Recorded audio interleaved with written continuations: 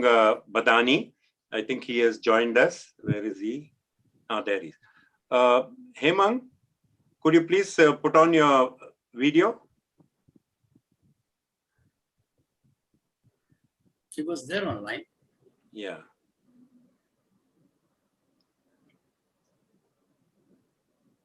He muted. Yeah.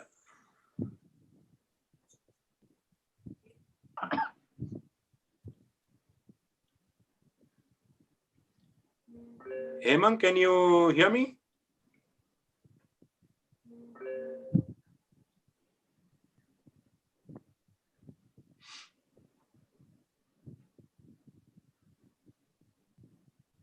He's still muted. Yeah. His video is also not on.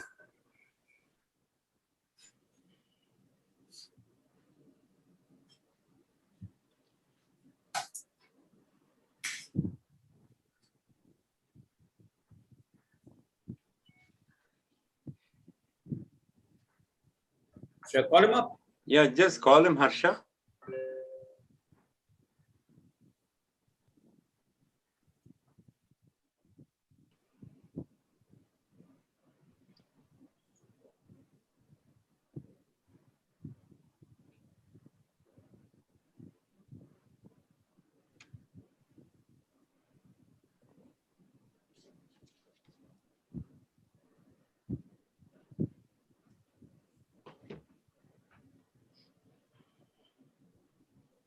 He's just joining. Okay. Yes. Morning, Hemang. Can you hear me, Hemang? No. Are you connected to your audio?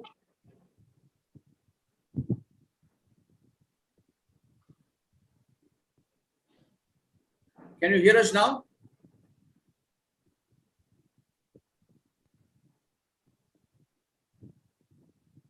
He says he can't hear us. He's text that he can't hear us. And then there is something wrong with him, because all of us can, we are able to hear. Harsha, speak to him, please. I can't hear anybody. Ah, yeah. Can't hear anything. Okay. We can hear you. Now we can hear you. Can you hear us? Just see whether you're connected to the audio on the Zoom.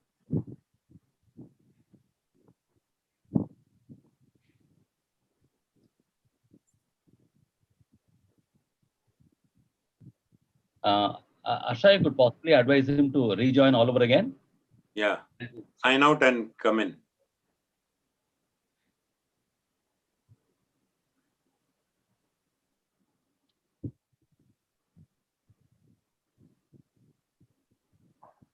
Yes, sir.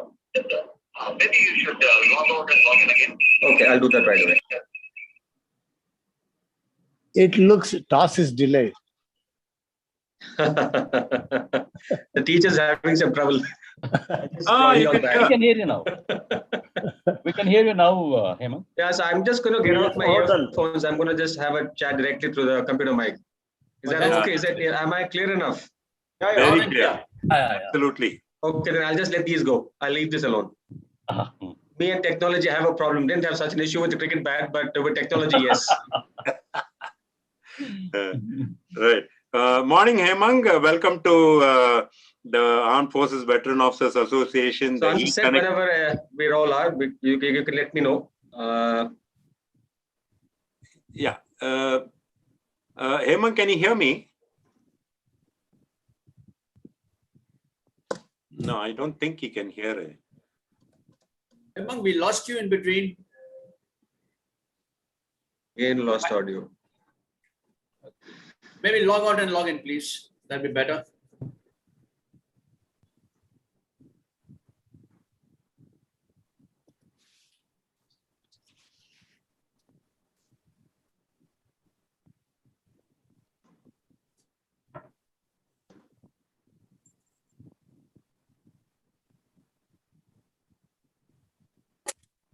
Harsha, Hemang has sent a message saying he can't hear us again. He's able to read all the messages you send. I'm not getting any message from him, sir. I yeah, got it. Maybe send I got it, to- got it. Yeah, I've asked him to log out and log in again. It will work, I think, hopefully.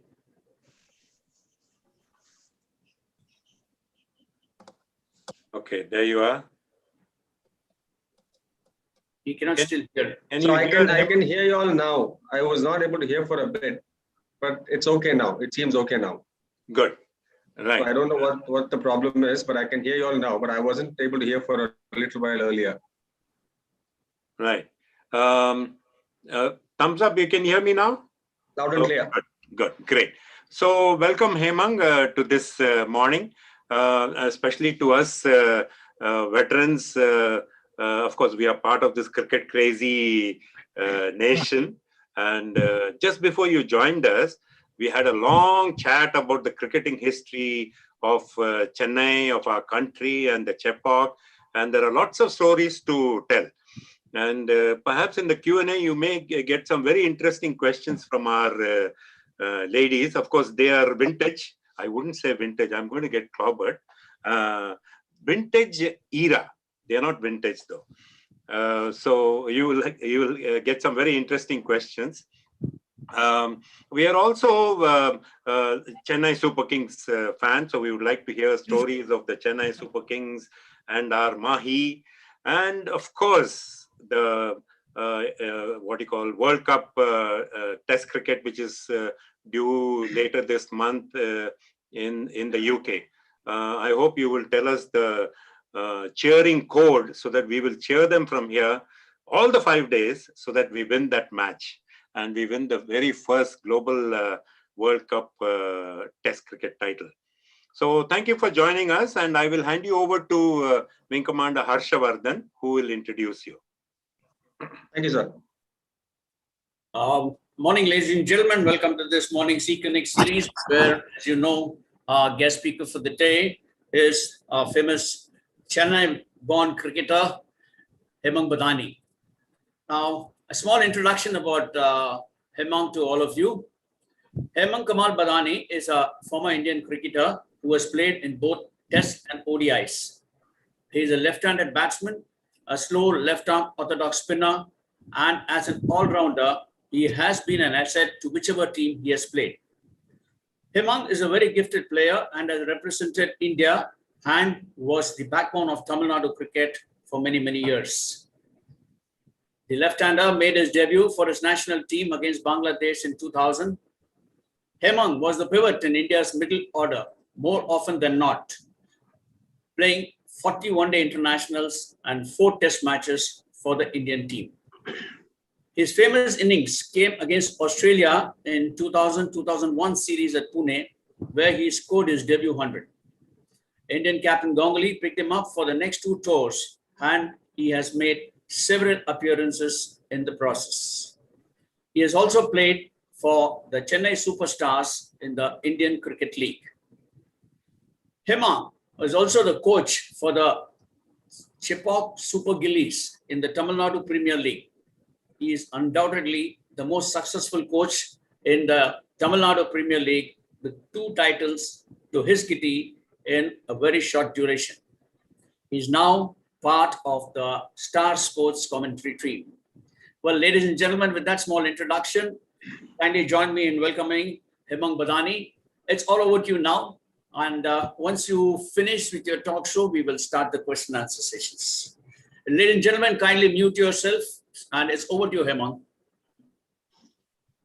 Thank you so much, Wind Commander Harshavardhan. Thank you so much, Vardhaman sir, for the invite to have a chat with such eminent gentlemen and ladies. First and foremost, an honor to be amongst you all. I've had my uncle, who's also been an Air Vice Marshal, Bhavani Shankar, who's no more, the late Bhavani Shankar. And I've had a lot of chats with him in the past about the Air Force. There was also a time when my son was also, matter of fact, born on the same day as Bhavani uncle, October 3rd. And he also nursed hopes at one point probably that he would also be a part of the Air Force. Well, that was a story in the past. He's moved on to do engineering. But there is a bit of a history with me and family. with you, gentlemen and ladies. And it's an absolute honor. I've always believed that, yes, I may have played for India, but playing the sport for India and looking after the nation, looking after our safety, making sure that we are safe in our houses is all thanks to all of you all there. You all have retired, but you all have put in great service. And I humbly thank all of you all. And coming back to something that I know a little bit about, my domain, cricket. It's been a good journey for me. So I'm going to try and speak about a few things. One is just touch upon my journey a wee bit, not to be pompous here, but just about what it takes for a young man to go on to play the game. It's not more so the story of Hemang Badani per se. It's about what a young man, what does he have to do to go on to play for the national side. Also going to touch upon my experiences with the Indian team, my time with Saurav, Sachin, Rahul. They're my counterparts, all retired now, but stalwarts of yesteryears. And something which to end it with, it will be with about CSK and Mahendra Singh Dhoni. So this is what I have on the cards, and hope you'll enjoy the session, the 1 hour session, and then I'm open to discussion, debate, banter, whatever that comes by. More than happy to have a chat with you all. Now, as a young kid, my journey started when I was about seven and a half. It might come as a surprise that the tournament that motivated me was the actual 1983 World Cup. I'm born in 76. I was just about seven and a half. And I come from a family, I wouldn't say a lineage of cricketers, but my dad did play a lot of cricket in the Tamil Nadu League. If you all follow the Tamil Nadu League, it's a very prolific league. A lot of prominent players have come out of the Tamil Nadu League. And I wouldn't say my dad was prolific, but he was an ardent cricket lover. And he would go and play matches on Sundays. He would play league cricket on Sundays. He would never miss a test match. He would, in those days, you could not buy tickets so easily. So he would go the previous night before the match, stand in the line, wait for a ticket the next morning when the counters opened. He would go and pick up his ticket, watch the match.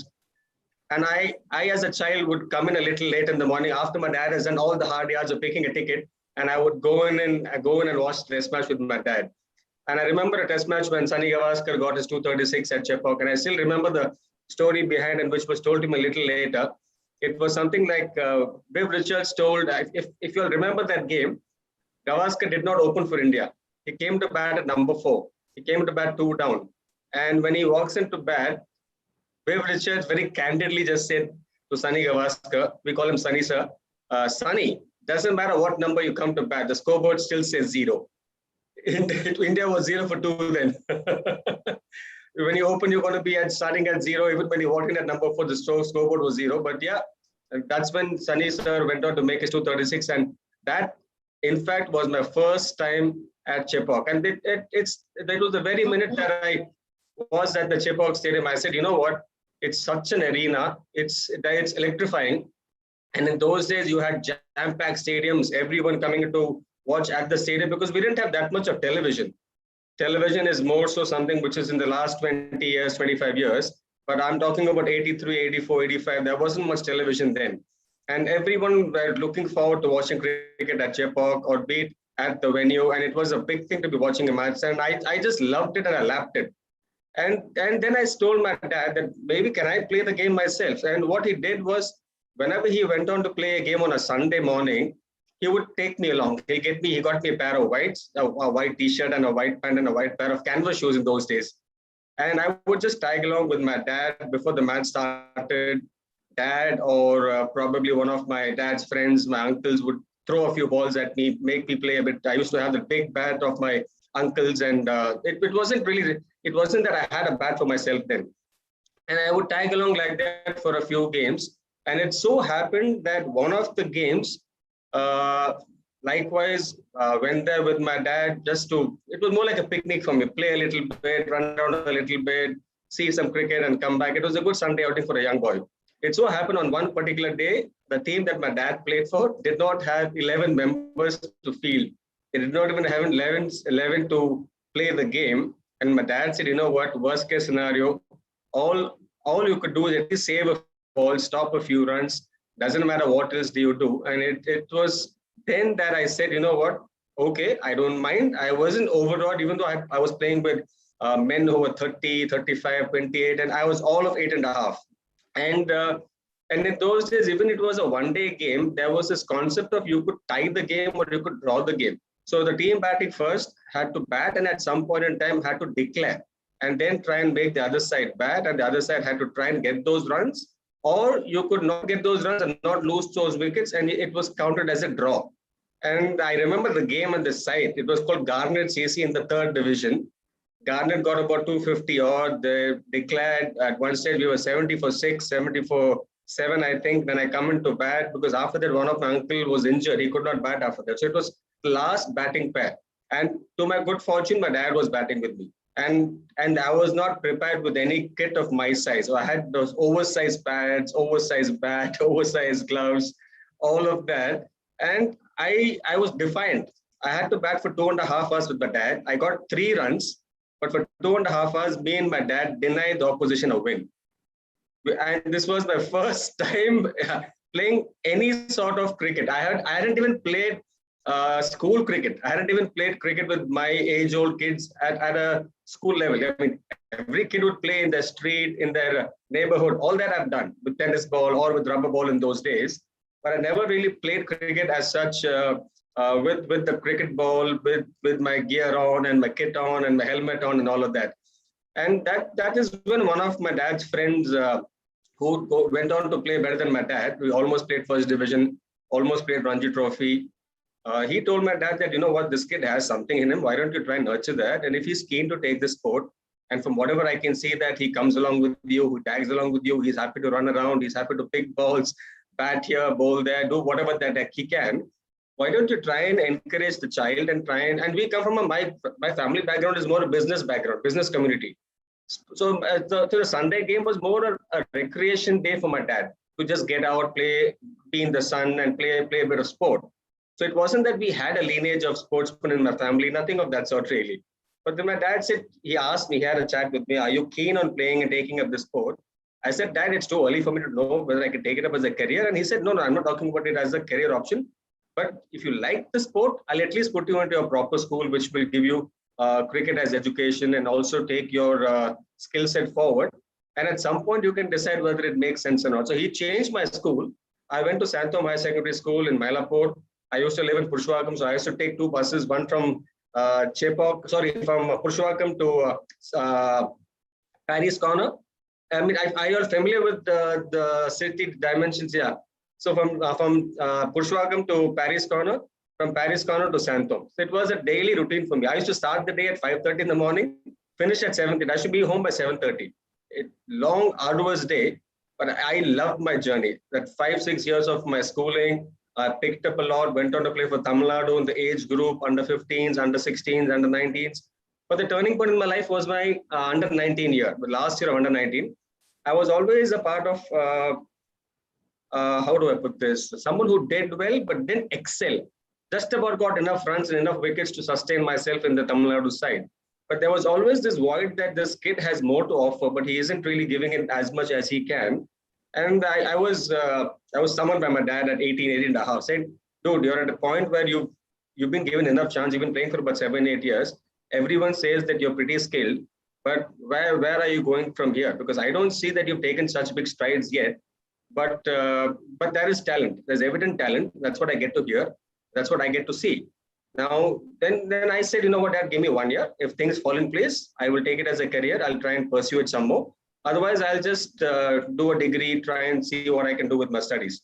As things fell in place that year, did well, excelled, played India under 19 at 19, was the highest scorer in that series versus South Africa. They had some really good players, Mark Boucher, Makaya Ntini, Nanti Hayward, Herschel Gibbs, Boita Depenar, all who went on to play for the national side. The very next year, got picked to play for Tamil Nadu. At 20, I got to play for Tamil Nadu. At 20, played South Zone. At 20, played India A. Then I thought cricket is so easy. Oh, it's just a walk in the park. It's not so difficult to score runs. And I started getting horns. There was this little immature kid that came out. Started thinking that I was bigger than the game. I wouldn't say bigger than the game, but I thought the game was easy. I thought it does not require so much diligence. It does not require so much commitment. It does not require me to give it so much more time. And at 20, you also have distractions. You start thinking about girls, your hormones are kicking in. You start having some pocket money. You're earning a little bit of money by then. So there was this time which took me away from the game a little bit. And from that point in time, when I was almost one step away from playing for India at 20, I'd gone up till India A. It took me 4 years to go back into the queue and make my debut for India at 24. It took me another 3 arduous years of hard work where because of my stupidity, or if I must say my immaturity at that age, it took me another 3.5 years to make my mark and get back to playing for the Indian side. And it's been a great journey. Even with the national side, it's been a great journey to have interacted with the likes of Sachin, Saurabh, Rahul Dravid, Lakshman, Viru. I mean, it's just been brilliant. I mean, I would still say that the game, the sport that when we played, probably was semi-professional. I wouldn't say professional. The game has moved on completely from the time what we have played and what was played earlier. I would in fact say the way the game was played before me was amateur. The reason I say amateur is not to disregard the players who played, but it's more to do with the point that it wasn't seen as a career option. People like Kapil, Saurabh, Kapil, Sunny sir, even the ones before that, Vishan Bedi, Prasanna and all of that, they did not get any revenue out of the sport. They strived hard, they worked hard, but they weren't paid well enough. And that's the reason why I call it that. And today's players are professional players because they get paid well enough to get the job done. And hence the difference. And even like someone like Sir Don Bradman, before playing a test match, he had to actually go to work. He went to work in the morning. The test matches start at 11 o'clock. He had to go in and give his attendance at office, finish that, and then come and play a test match. So that was how the game changed from that era to what it is now. Now, there's no way there's going to be, first and foremost, with the money that every player makes right now, he does not need a job. And there's no one going to pull them up and saying that you have to go to office and go to work. I know for a fact there are times where some of our Indian players could not play a match because one of their senior officers at office would not give leave. He would not let him go to play a cricket match, play a Ranji Trophy match. So those were the times, and now the times have changed completely to what they played, what I went through, and what is the case right now. There has been an absolute transition with sport with regards to the players turning to be even more professional, taking the game as a career today. And it is pretty much a career because not necessary that you have to play for India to make a mark. With the IPL coming in, now with the TNPL coming in, there's enough and more opportunities for someone to showcase themselves, someone to try and tell the world that, hey, hello, I'm there, I'm a good player. I just don't need the Indian format or the Indian platform to showcase myself. IPL, TNPLs, and there are many more leagues that have come up in other states also, like a KPL, Karnataka Premier League. All of them great platforms for players to come in and showcase themselves. And with the TNPL also, we've got, in the recent times, we've had about 13 players, which is the maximum from a state to go on to play for the IPL. There's no other state which has produced any players more than us. And I think a lot of that has to do with the TNPL, with what TNCA has done with the vision of Mr. Srinivasan. All of that is probably a culmination of all that has happened in the last 4 or 5 years. And then just going back to my journey with some of these players. So my interaction with Sachin for the first time was when we were playing a Ranji Trophy game. It was a semi-final game in, I think, the year 2000. I mean, I've obviously seen him as a star on television, a star in cricket matches at Chepauk, and I've also taken his autograph and all of that. So for me to have been in a match with Sachin itself was something which I cherished, and I was, to be honest, very nervous. I was a young kid, a 23-year-old. I wouldn't say kid, but yeah, 23-year-old, extremely nervous. And as things would have, it was a semi-final game. We were playing at Wankhede Stadium with a star-studded Mumbai side. They had Amol Mazumdar, Vinod Kambli, Wasim Jaffer, Sairaj Bautule, Samir Dige, Sachin Tendulkar, Ajit Agarkar, Abe Kuruvilla. I mean, they were playing at home with probably the best side that they could have had. And as things would stand, we had a good start. We got about 485 in the first innings. I was lucky enough to get a 160 in that game. Mumbai coming into bat, at one stage, struggling at 150, 155 for 5. And I was known to be a reasonably good fielder, so I was standing at point. And it's a very optimum position for a fielder to know where the batsman is standing. Is he standing on the crease, outside the crease, or inside the crease? So I was just trying to help my bowlers by saying in Tamil, munnada nikraaru means he's standing in the front. Pinnada nikraaru, he's standing at the back, behind the crease, so that they know what lengths to bowl. And can you imagine that man? He did not mention a word. He didn't say anything during the match. He goes on to get 233 by himself in a Ranji Trophy game, wins the semi-final single-handedly for Bombay after they were 170 for 5, chasing 485. And then later on, after the game is over, it's just a norm thing to interact with the opposition, have a chat with the oppositions. And I was keen to meet him because he's obviously the god of cricket and I'm just an upcoming player. I didn't have the guts to go and ask for him or seek his blessings or seek his time. It so happened that he sent word through the marker of his dressing room, said, I want to speak to Hemang. Can you ask him to come and have a chat with me? Obviously elated, at the same time extremely nervous. Now, what do I speak to Sachin Tendulkar?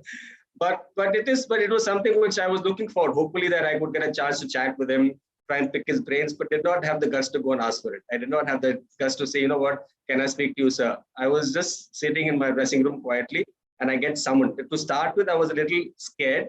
Am I being summoned? Am I being called forward to just have a chat? What is this all about? But he was kind enough to tell me a little bit about my batting, spoke about the way I batted. He told me don't change a few things. This is what is needed to play at the highest level. I've not seen a young kid bat so well in a semi-final game against us. Blah, blah, blah. That's about myself. But then the best bit was, I like the intent of yours to keep helping your bowler by saying munnadi pinnadi. But do you little realize, I've been at the MRF Foundation in Chennai for 4 years. I picked up every word of yours. I picked up everything that you said about munnadi nikraaru, pinnadi nikraaru. He has picked every word of what I've said, smartly did disclose it during the match, used it to his advantage, and made sure he got 233 and made sure that they were in the final. So that was the greatness of the man. And he was very candid and very jokingly just mentioned that later. And I was like, oh Lord, here I was trying to help my friends and I've given away every strategy possible to the opposition without my knowledge. I didn't say a word and I didn't realize that. I mean, later on when I thought of it, I did know that he was at the foundation, he was at the MRF for about 5 years, but it never occurred to me that this man has picked up the language. He's picked up small things like that. I told the bowlers, macha cross him. He's picked up small things, all of that. He's picked everything. And that is just brilliant. I've not seen anyone as smart as that. Excuse me. And I also had the fortune of playing with Rahul. Rahul was someone who used to play a lot in Tamil Nadu, in Chennai. He used to play in the Tamil Nadu League. He used to play for a team called Vijay CC, which was run by India Cements. And I was a young kid who got picked to play for the same side. And Rahul would come in from Bangalore just the previous day, practice one evening. The next day the match would start, he would get 100. Finish the game, it was a 3-day game. We'll finish the game, he'll go back home, he'll come back for the next game again. Again, he'll get 100. Again, he'll do the same routine, he'll go back home, he'll come back again, he'll get 100. He did that for 5-6 games. And I said, Rahul, aren't you? And he was almost playing for the national side. And I said, Rahul, first and foremost, it's a league game. It's not a big game for you. It's not a selection game for you. You play for Karnataka. It's not like you get so many runs, you'll play for Tamil Nadu or you have any selection in Tamil Nadu. So what's your, so like I was somebody who was an attacking player. If I got to a 50, 60, I would loft the ball. I'll go for a 6. I'll take on the bowlers, be aggressive, all of that. The ball would not leave the ground. It will be on the ground all through his 100. He'll bat for 4.5 hours, 5 hours. If I get to 100, I would get it in 4 hours. I would get it probably faster than him. But the point being here, so I would ask him, Jam, we call him Jam. I said, Jam, what's with you with getting hundreds every time you turn out to play in the Tamil Nadu League? Aren't you bored of getting so many runs? And we have this concept in cricket that sometimes your tank gets empty a bit too soon, in the sense that you start scoring too much in the leagues, and then you don't end up scoring when it matters, like a Ranji Trophy or when it's for India and things like that. So it's a bit superstitious that we all cricketers have. But he says, Hemang, it's very simple. Now, when you bat in the nets, how long do you get to bat in one session of net practice? I would say 20 minutes, at most 25, nothing more than that. And at the end of it, all of us have this habit of telling our friends, hey, 2 more balls, hey, three more balls, you just bowl a little more, please, the last, or we'll tell the coach, sir, last 2 minutes, sir, just give us 2 more minutes to bat, sir. So you have to beg and plead. Now he says, in the nets for 25 minutes, you have to beg, you have to plead, you have to request your coach and all of that. Here I have 4.5 hours of open practice. The bowlers have to bowl to me because it's a match. They can't say we will not bowl and go back home. We have to consistently bowl in a match, be it whoever. When I'm getting 4.5 hours of practice in a match, I've taken, in those days, no flights, train or a bus. You should take a train or a bus. He says, if I made the effort to take a train journey and a bus journey, the least I could do is bat for 5 hours because my train journey was at least about 6 or 7 hours. And that was his concept. When I'm traveling and making an effort to be here, and there is somebody who's giving me practice without me having to beg or request, why would I say no? That is no reason for me to say no. Excuse me. That was his ideology. And that is what he took it to the field, even when he played for the national side. He said, my only job in Test cricket is not to get out. Runs will automatically come. There will be a time the bowlers are going to get tired, especially when you're playing in India with the heat. They will get tired. I will get free balls. All I have to do is strengthen my defense, be able to bat long, which means I have to have the endurance. Cricket in those days was more an endurance sport. I think it's more explosive now, but in those times it was more an endurance sport where you had to endure longer than what you have to do now. With the T20 game, it's more a power game, but all you had to do is endure and have a very strong defense. And he made sure he had that. And that was Rahul's makeup. But then you had a Virendra Sehwag. So I had this chat with Viru when he started to open for India. So me and Viru kind of started together at the same time. And Viru played and missed a few matches. He debuted for India in the test match at number 6, and subsequently he was asked to open on debut. He got 100. Then Saurav told him that there's no place for you in the middle order. The only slot that is available is in the at the opening. Would you want to open? He says, "मैं opening करूँगा, but sorry, I'm going in Hindi. मैं opening करूँगा, but मैं मेरा game change नहीं करूँगा. So I will open, but I will not change my game. This is how I bat, and this is how I'll go on to bat, even if I open the innings." And he played got a few runs. At times, I thought he played a few rush shots. He got out. So I asked Viru, I said, "Viru, tu pagal hai kya? Tu open kar raha hai India ke liye? Your openers in the past, like Sunny Gavaskar sir, and all of them leave the ball. They take the time. The concept of batting right at the top is to try and take the shine off the new ball. There is no need to play that many number of shots to begin with. Try and take the innings after lunch, and that's when you start scoring runs." He says, "Ye concept hi galat hai." He categorically says the whole concept that has been taught about opening is extremely wrong. So it got me wondering, what is he trying to say? What do you mean by a concept hi galat hai? So he says, Hemang, when you open the innings, first and foremost, you tell me how many fielders can field. You have 11 on the side, there's a bowler, and there's a wicket keeper. So only 9 fielders can effectively field.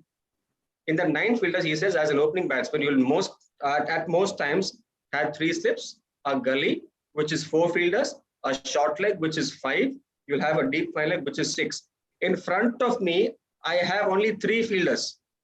I only have to bisect 3 fielders to score runs. It's the best time to score runs. Whoever told us to leave the ball, whoever tells you that you have to leave the ball, is it a rule? It's not a rule. The game of cricket for him is simple. If a team gets 10 runs, my job as an opposition, I have to get 11 and the match is over. That is all cricket is. We are all complicating the game by strategy, by this, or this is how the opener has to bat, this is how the middle order has to bat. You play a spinner like that, you play a fast bowler like that. He says, "Ye concept sab paper ke liye acha hai." I don't believe in all this concept. For me, the simple concept is the concept between bat and ball. There is a contest between a ball and a bat. Whichever wins, the match is won by them. If I can score runs at the beginning of the match, half the job is done. So why should I not hit the ball? Why are you saying defend the ball? So what do you tell someone like that? You have nothing, and he proves it right by doing it. Now there is one that someone who can talk but not perform, but he could actually do it on the field. And there were times when I have seen that, and we've all seen, since I understand all of you are cricket lovers, we would have all seen with Viru batting, with 6 overs, India will be 30 no loss, 35 no loss. The slip is gone. The short leg is gone. The field has opened up. They've gone defensive. The whole momentum of the game changes. From being an aggressive intent to start with, they start being defensive in 5 overs time. He says, my job is done. Half my job is done. I don't really have to work hard after that. They are not looking to get me out anymore. They're only trying to save runs. They're only trying to make sure I don't score at a fast pace. So he was something different. He was somebody who was different from the way cricket was taught to us. Cricket was understood by us, and he broke all those mindsets. And that is why he was what he was. I mean, then you obviously have the sedate ones like VVS Lakshman. You have someone like a Saurav Ganguly. But the way he thought about the game, I think for me, there is no other batsman who's thought of the game any better than him. The way he strategized, his concept also with batting at 95 or 100. He says I would ask him, 5 run chahiye, ya veru single nikal le, 5 single nikal le, why do you want to miss 100 by playing a big shot? He says, you're mistaken. To get 5 singles, I have to play 5 balls. So there are chances of in 5 balls for me to get out. Now, if I hit 1 ball for a 6, I'm eliminating 4 chances of getting out. How do you comprehend these things? Logically, we've been told over the years, get close to 100. All you need to do is play calm. You've done the hard work by getting to a 95. All you have to do is take off 4 or 5 singles, get to 100. Then you go on to score a bigger 100 after that. He says, but if I've got to 95 by getting 4s and 6s, why do I stop now? Just because I'm getting close to 100? I've had a formula. I've had a way that I've scored runs. Why does it have to change just because I'm close to 100? It does not have to. And I'm increasing my chances of getting out by taking 5 balls to get 100. Vis-a-vis taking 1 chance against a ball. If I hit that for a 6, the 4 balls are eliminated. I mean, that thought process was something else. I mean, there was no one else like Biru for me. Because everyone else did the tried and tested formula, bat hard, bat long, go close to 100, take a single, get off strike, milk the bowlers, tire them. He said, what is this tiring this concept and all that? His other concept was, when can you hit the ball? When the ball is at the hardest. If you're one by the time you bat longer into the innings, you are getting tired. The ball is getting softer. The wicket is getting slower. You're actually getting into a situation where things are far more difficult for you to score runs. Vis-a-vis when I'm fresh in the morning, I'm not tired. The ball is at its hardest. The wicket is at its best. But हमको सिखाया गया है कि उसका exact उल्टा करो, ball को different करो. He says, why? I would take 5, 10 minutes, 20 minutes at most if I need to get to understand the situation, get used to the sunlight, the wicket, the bowlers. But beyond that, why should I defend the ball? The ball is the hardest at the earlier. I'm the freshest at this point in time. The wicket is at his very best. I will score runs. So I mean, he was a genius to me. He was an absolute genius to me. And Saurav to me was more than the batsman. Like a lot of people speak about Saurav, the batsman, the left-hander, king, Dada of the offside. But I think Saurav's plus point, a lot of us have not, or probably has not been showcased that much, is the way he's handled the team. The way he's gone on to make India what it is today. A lot of the credit for me, will go to Saurav and John Wright. That was the era when we shifted to being a docile side, a side which we were. Unfortunately, what happens with us is we've been taught by our parents that be nice, be kind, be humble, be polite. Saurav was the exact opposite. He says, in a game, you can't be polite. In a game, you can't be nice. It's war. I mean, some of you might understand. I mean, I understand in the sense that I understand that when you all go to war, it's a different scenario altogether. But I'm just talking about aggression, that you have to be aggressive and you have to be aggressive. And that is where I thought Saurav was the leader for us. And because of the decisions that he took when he played is what we are reaping right now. He was gung-ho. He would say, no matter what happens, it could be a Stephen Waugh, it could be Muralidharan and Adam Gilchrist, I don't care. We as a side need to be more aggressive. We don't have to be passive anymore. We don't have to be good boys anymore. I don't mind you being harsh. I don't mind you even being abusive if you have to be. He wasn't advocating it. The point he was trying to say was that be hard at the opposition. No matter what happens, whoever is playing, I don't have an issue with you being voicing your opinion and being aggressive. Like I'll give you an example which I think it stuck with me.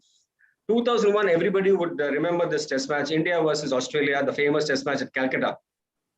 When we come back from being down, following on, Lakshman goes on to get 281, Rahul Dravid gets 175, the famous Calcutta test match. Now, I hadn't even made my debut in the test match. I hadn't even made my debut for test cricket at that point in time. It would, as things would happen, Nayan Mongia gets hit on the nose, and he is not able to keep after that. Rahul Dravid takes on the gloves. And I go on as a substitute fielder, and I'm standing at backward short leg where Saurav had just dropped a catch to Stephen Waugh. And as I'm going into field, Saurav knew that I was one of the guys in the Indian side who could speak English. He tells me, Hemang Badani, who has not even played one test match, he tells me, I know you can speak good English. I want you to get hard at Stephen Waugh. I said, Saurav, what are you telling me? He's Stephen Waugh, boss. He's played 100 test matches. He got 100 in the first innings. I said, what am I to do? He says, I don't have an issue with anything. I want you to be aggressive. And I go hard at Stephen Waugh. Stephen Waugh one point looks at me and he stares at me. He said, what the hell are you doing? I said, your job is to bat. Your job is to save the test match for your side right now. You mind your work. I'm minding my work. This is my job. You're playing in India. Your team is struggling. And it was the time when they had won about 16 test matches in a row. So if they were on a winning streak. So I said, you have a winning streak to look after. Mind your business and I'll mind mine. And Steve really got worked up. And as things would happen, he flicks the ball. I took a diving catch to my left-hand side. And when Steve was going back, I just told him, see, you didn't mind your job and I minded mine. Like, kindly go back. So that was not because of my confidence. That was Saurav, the captain. Saurav, the captain, the minute I came into field, I had not even made my test debut. I had no business telling that to Stephen Waugh. But that was what Saurav Ganguly was. And because of Saurav, I think the side has slowly kind of got to where we are right now. A lot of times people talk about Saurav, the batsman, but I think for me, it was more Saurav, the skipper, Saurav, the leader, who has kind of got to us where we are. And then slowly in time, we've had another gentleman, someone who all of us love, Mahendra Singh Dhoni, MSD, Mahi, and it's my excuse me. My first interaction with Mahi, in fact, was in a 2003 South Zone game. The South Zone versus East Zone. It was the Deodar Trophy. It's basically a zonal match between the east of India and south of India, where we play a one-day game. So we have two concepts in cricket. One is the Duleep Trophy, which is a longer version. We play a 4-day or a 5-day, but the Deodar Trophy is a one-day. This game was in Vizag. And Dhoni, the keeper for East Zone, I did not even know who Dhoni was then. He hadn't even played for India. Nothing. Forget about playing for India. He was just about being a part of the East Zone side. And I had played for India for about 2 years by then. And I got 100 that game for South, and we won the game. But the point there was a time when there was this guy with slightly longish hair, not as long as he had when he played for India. He was striking the ball better than anyone else I've seen. So I just politely asked a friend of mine on the opposition side, who played for India, a guy called S Das. I said, Dasu, ye kaun hai re ladka? Aisa ball ko maar raha hai. But thoda unorthodox hai. So the simple thing he said, Hemang, I'm not joking. You will see this guy play for the national side for a very long time. We didn't speak about captaincy and Dhoni being what he is today, but he just said he is going to make a mark for the national side. Mark my words. I said, I candidly told Das at that point in time, Das, I don't think he's skilled.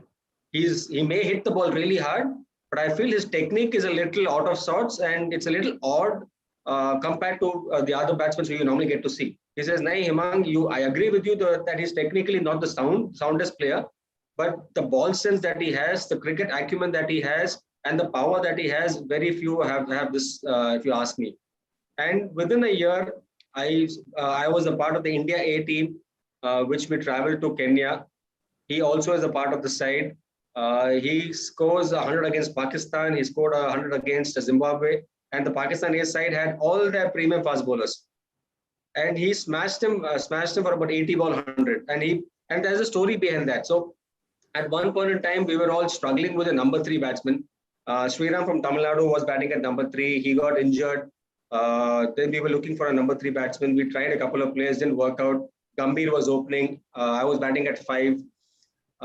Then all of a sudden, Mahi comes and says to Sandeep Patil, who was our India coach, then, Sandeep bhai, Why don't you make me bat number 3? I'll bat. I don't mind batting. So Sandy Bai was open actually. He said, I don't mind you going, Mahi, but at least let me have a look at you batting with the newer ball. I'll send you when you're batting in the nets. I'll make you bat a little higher up the order. Let the faster bowlers bowl to you. Let me see how you bat, and if I'm comfortable with it, I don't mind sending you number 3. But I don't want to make a stupid mistake by not even checking you out and see if you can bat at number 3. You've only batted at number 5, number 6 all your life. Let me try and send you up the order. And in the nets, he was smashing the new ball. And that's when the decision was taken in the next game to make him bat at number 3. And as they say, the rest is history. He gets 100, he gets 100 the next game. The next series he plays for India, he struggles a little bit there, but then he gets 100 against Sri Lanka, then against Pakistan. And there was no turning back after that. And it's just been wonderful to see the growth of the man. And even with the 2007 World Cup when we won, it was Sachin who initiated saying that this man is a leader. Now we know Dhoni the player, we know Dhoni the batsman. We've seen him do well as a player for India, but this man is a leader. He needs to be promoted as the captain. It was Sachin who promoted him to be the captain of the 2007 side. From there, it's been a great journey for him. And then you had the IPL. And the IPL, there was this conversation about, like, every team had their iconic players. Mumbai had Sachin then. Rahul was with Bangalore. Likewise, Viru was with Delhi. And there was this talk that who was going to lead Chennai Super Kings, who's going to be a part of the Chennai Super Kings side and be the guy to take the mantle forward or start our journey, because that was the year the first time the IPL was there in 2008. And I was working for India Cements then, and there was a lot of conversation about do we try the X person, Y person, and then we all just said that, you know what, let's just try this guy. He's already captain for the national side. Yes, he's a young guy. Franchisee cricket is a lot different, but he's a young guy. We were also a little concerned with regards to him being from Ranchi. Will he connect with all of us? We being in Tamil Nadu, different mindsets, different ideology. Will he be able to connect to us? But I think there hasn't been a better marriage than this. I don't think any other side has had a better captain, a leader.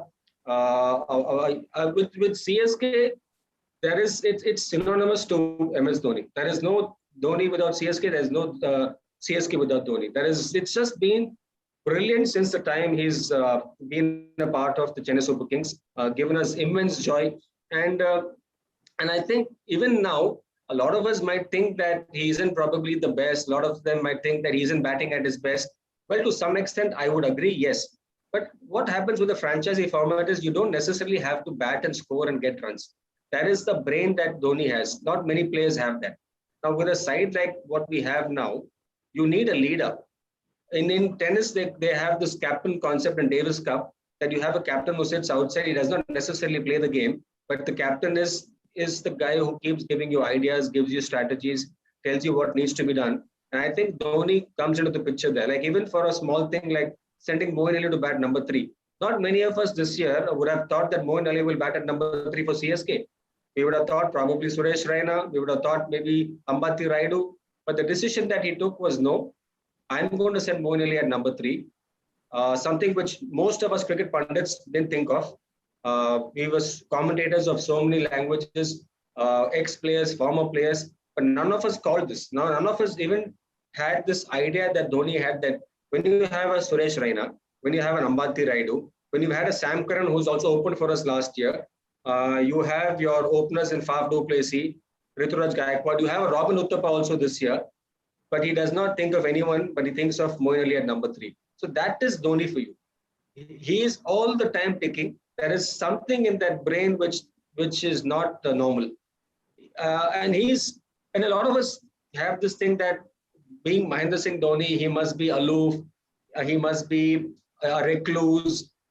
Not at all. In fact, the way it works with him is that his hotel room door is always open. Anybody can walk into his door, have a chat with him, discuss things with him, be it a young player, be it an upcoming player, be it a senior player. His room door is 24/7 open. One of the easiest guys to have a conversation with.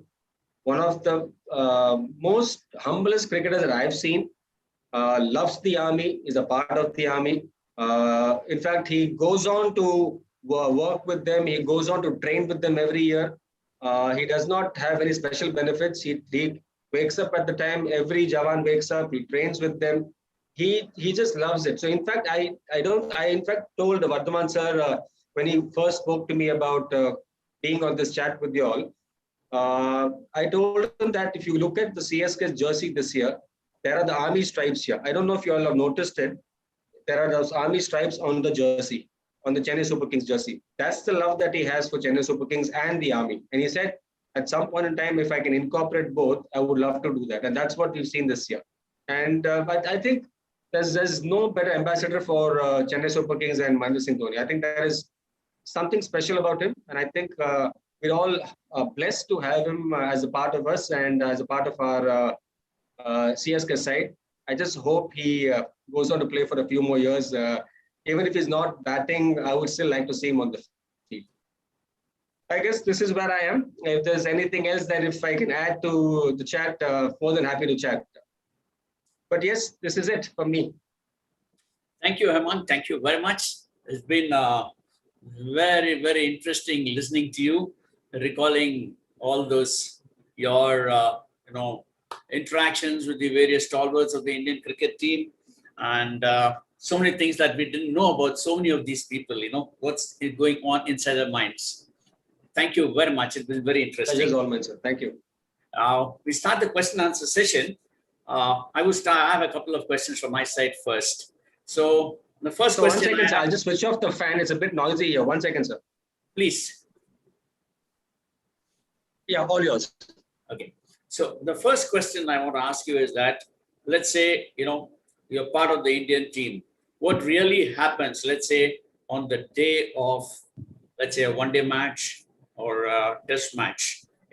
What is the scene inside the dressing room? What happens when you leave the hotel? I mean, can you just tell us as to... So you're talking the day before the game or the morning of the game? On the morning of the game. So generally what happens is I'll just go back the previous day. You generally get to know the 11 the previous day. You get to know whether you're playing the match or not playing the match, and you're designated a role if you're not playing a match, in the sense that if I'm not playing the game, that they will tell me that I have to help out these 3 players. I have to help out those 4 players. So if it be throwing balls at them, bowling to them, giving them catching practice, whatever it is, that's the role that you're given. And if you're playing the game, then obviously to start with the morning of the game, there's a chat before we get out on the field. In my days, John Wright, the coach, would have a 5 to 7 minute chat in the dressing room, just kind of pepping us up. We would have had our team meeting and a team chats the previous evening itself about strategy, about what we're going to bowl to whom, what's the plan for the match tomorrow. So that doesn't really happen the next morning. The next morning is more the case of just trying to reiterate what we spoke the previous day, and also at the same time getting us involved, getting us ready for the game. And once the chat is done, then you get out of the field, you're handed over to the trainer. You have a training session or a warm-up session of about 15-20 minutes. Once that is done, then you have about 15-20 minutes of catching practice, which is now even more rigorous than what we had. In our days, we just had one coach who gave us catching practice. Now we've got fielding coaches, we've got nets, we've got mitting, we've got throwing coaches. So it's completely changed right now. So with every department, they've got specialization right now. When I played, we just had John Wright, the coach, and there was no one else.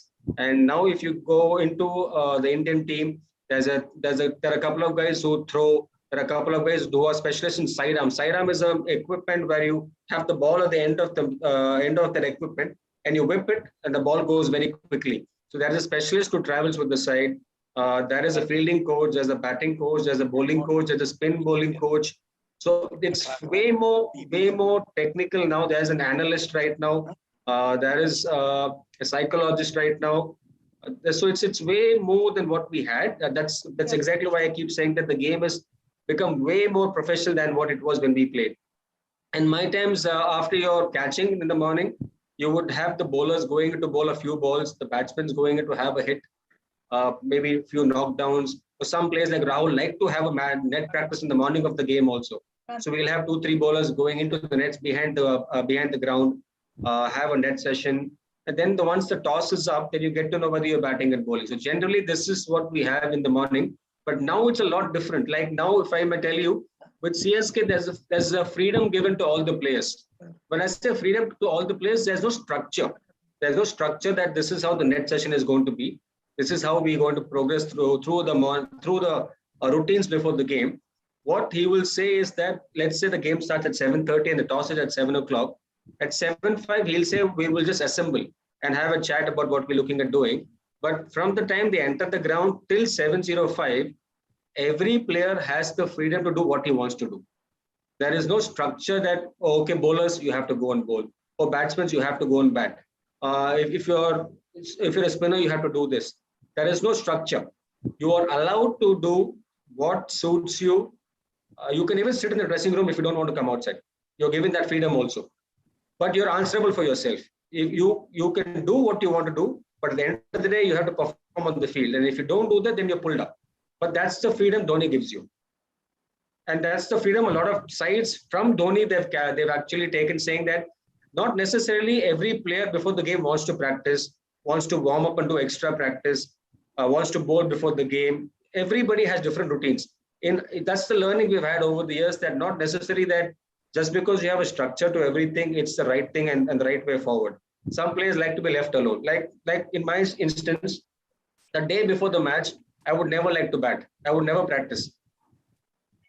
If I was in my zone, I was ready. I was mentally prepared to bat the next day. I would not practice the previous day. So a lot of my coaches in my younger days, because I was a youngster, I did not have a voice. I could not say beyond a point, and I had to bat the previous day also because my coach asked me to bat, and I never felt good about it. Okay. And I was forced to do that. So now it's your choice. You are free to do what you want to do. End of the day, bottom line, you still have to deliver.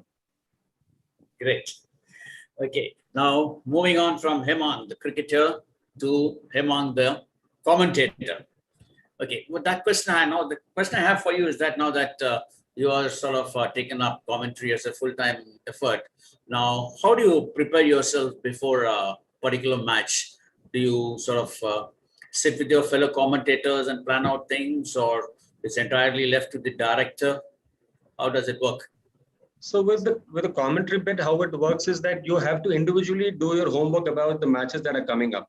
Let's say tomorrow we have a CSK versus Mumbai game. Then I will start looking at the bowlers, the batters of both sides. What would be my combination to play for both the teams? At what point in time, who might bowl to who might bat against whom? What will be Dhoni's strategy versus Rohit Sharma's strategy? So I'll try and look for finer points to add value to the end listener. So we aren't here just to primarily call a ball by saying, oh, it's a boundary, it's a beautiful shot played. I don't think that's what you want to listen. You can see that. Visually, you all can see it on the television screen. But what's the audio that comes into your ears is also as important as the visual.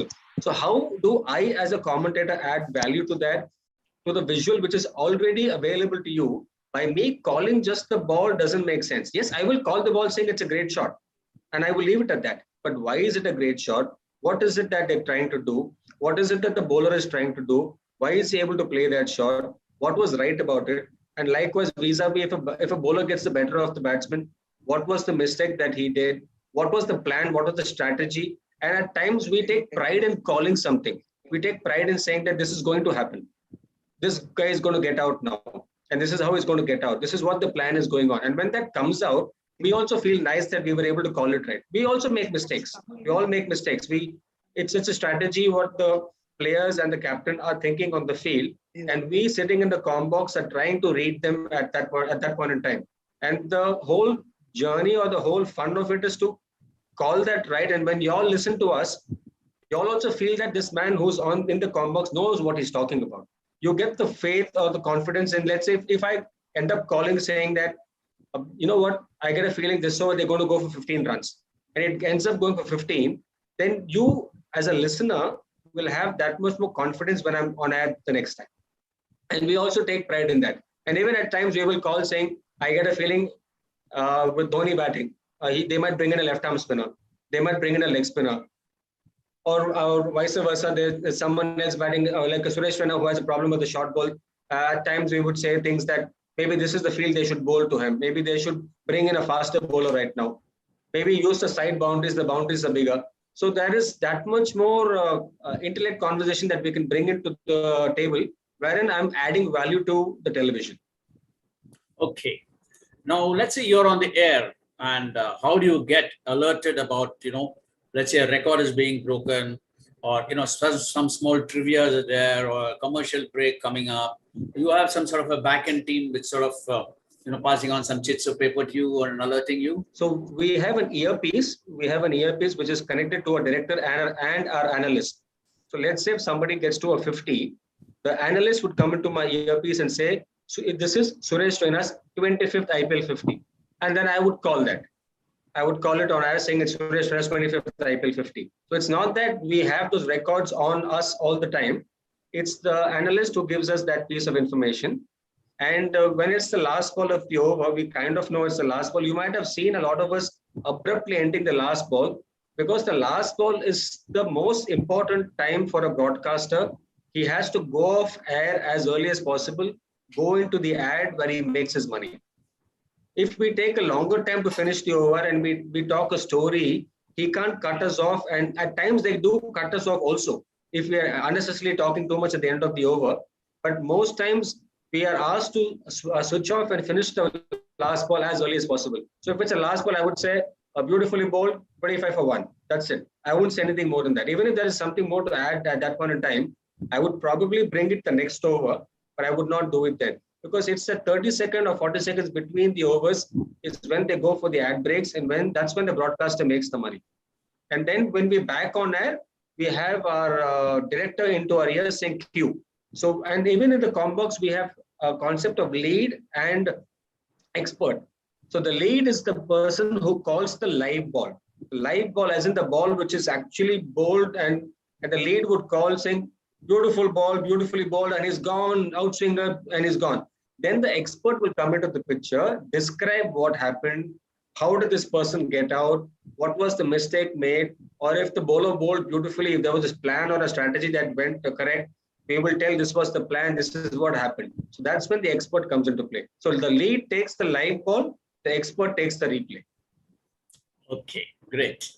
Now, we have a question on YouTube from Wing Commander Raju Srinivasan from Coimbatore. Now, his question to you is, what is your India cap number in tests? 230, 230. 230. Okay. Well, I hope Raju Srinivasan, you're listening in and you could get that. The number is 230. Next, I have a question from Major V. Raghavan, our member. His question is, what about the yesteryear's greats like Venkat Raghavan, T. Srinivas, Srikanth, etc.? You must have had a close look at them. So what comments you have about them, or sharing your experiences with them? With Chika, I still interact extensively because we still sit in the com box. He's a riot in the com box. He does Tamil commentary, and if you guys have had the chance to listen to him, he's extremely funny and extremely candid about what he has to say. Doesn't hold back. But with Venkat Raghavan sir, we were all extremely scared of him. So there is a story with Venkat sir also that I've also been experienced too. Me, a young kid, playing against him, and there was another young colleague, a fielder of mine who was from my college, playing for India Pistons, and he was standing at forward short leg. And Venkat sir had this habit. I'll just probably go back a little bit. So he'll bowl the ball, and then after the ball is over, wherever the ball goes, he'll just put his hand up. The ball has to come here. If the ball goes here, if the ball goes there, he would not receive the ball. And not about receiving the ball, he'll give you a mouthful. He'll give you an absolute mouthful. So all us youngsters were extremely scared of him. And when I was batting that game, that young friend of mine from my college playing for his side threw the ball to him, and the ball went here besides him. He gave him a mouthful. That boy from short leg had to go past mid-on, pick the ball, came back, gave it to him in his hand. That was Venkat Raghavan sir for us. So he was one of the most, but having said that, extremely disciplined, extremely strong in his head. He would not drink water in the entire session. He would bowl 25 overs together, 30 overs together. In a league day, in a league match, it's a 90-over session in a day, which meant you could bowl 45 overs from one end. There have been times when he has bowled the entire 45 overs in the league game. And this was when Venkat Raghavan sir was playing for India. He did not have to even come and play the league game. He would diligently come and play the league game. He would bowl the entire 45 overs from one side. That was him. He was someone else.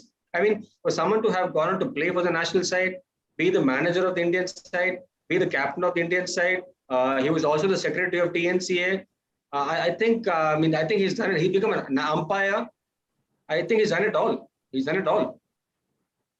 Yes. Okay. Well, I have some more questions, but I think I will now put it across to our members. Ladies and gentlemen, any of you have any questions for Hemang? Kindly unmute yourself and ask the question. Hello, Harsha. Can I ask now? Yes, we have Air Commodore I Jayaraj. am Mr. Hemang, sir. I am Air Commodore Jayaraj. No, sir. Hemang is fine. No, Okay. sir. I'm way younger than Welcome. you. Why you deserve it? That's what I feel. No. I don't, sir. Please, Hemang is fine, sir. Okay, my son is settled in UK. I got a grandson there.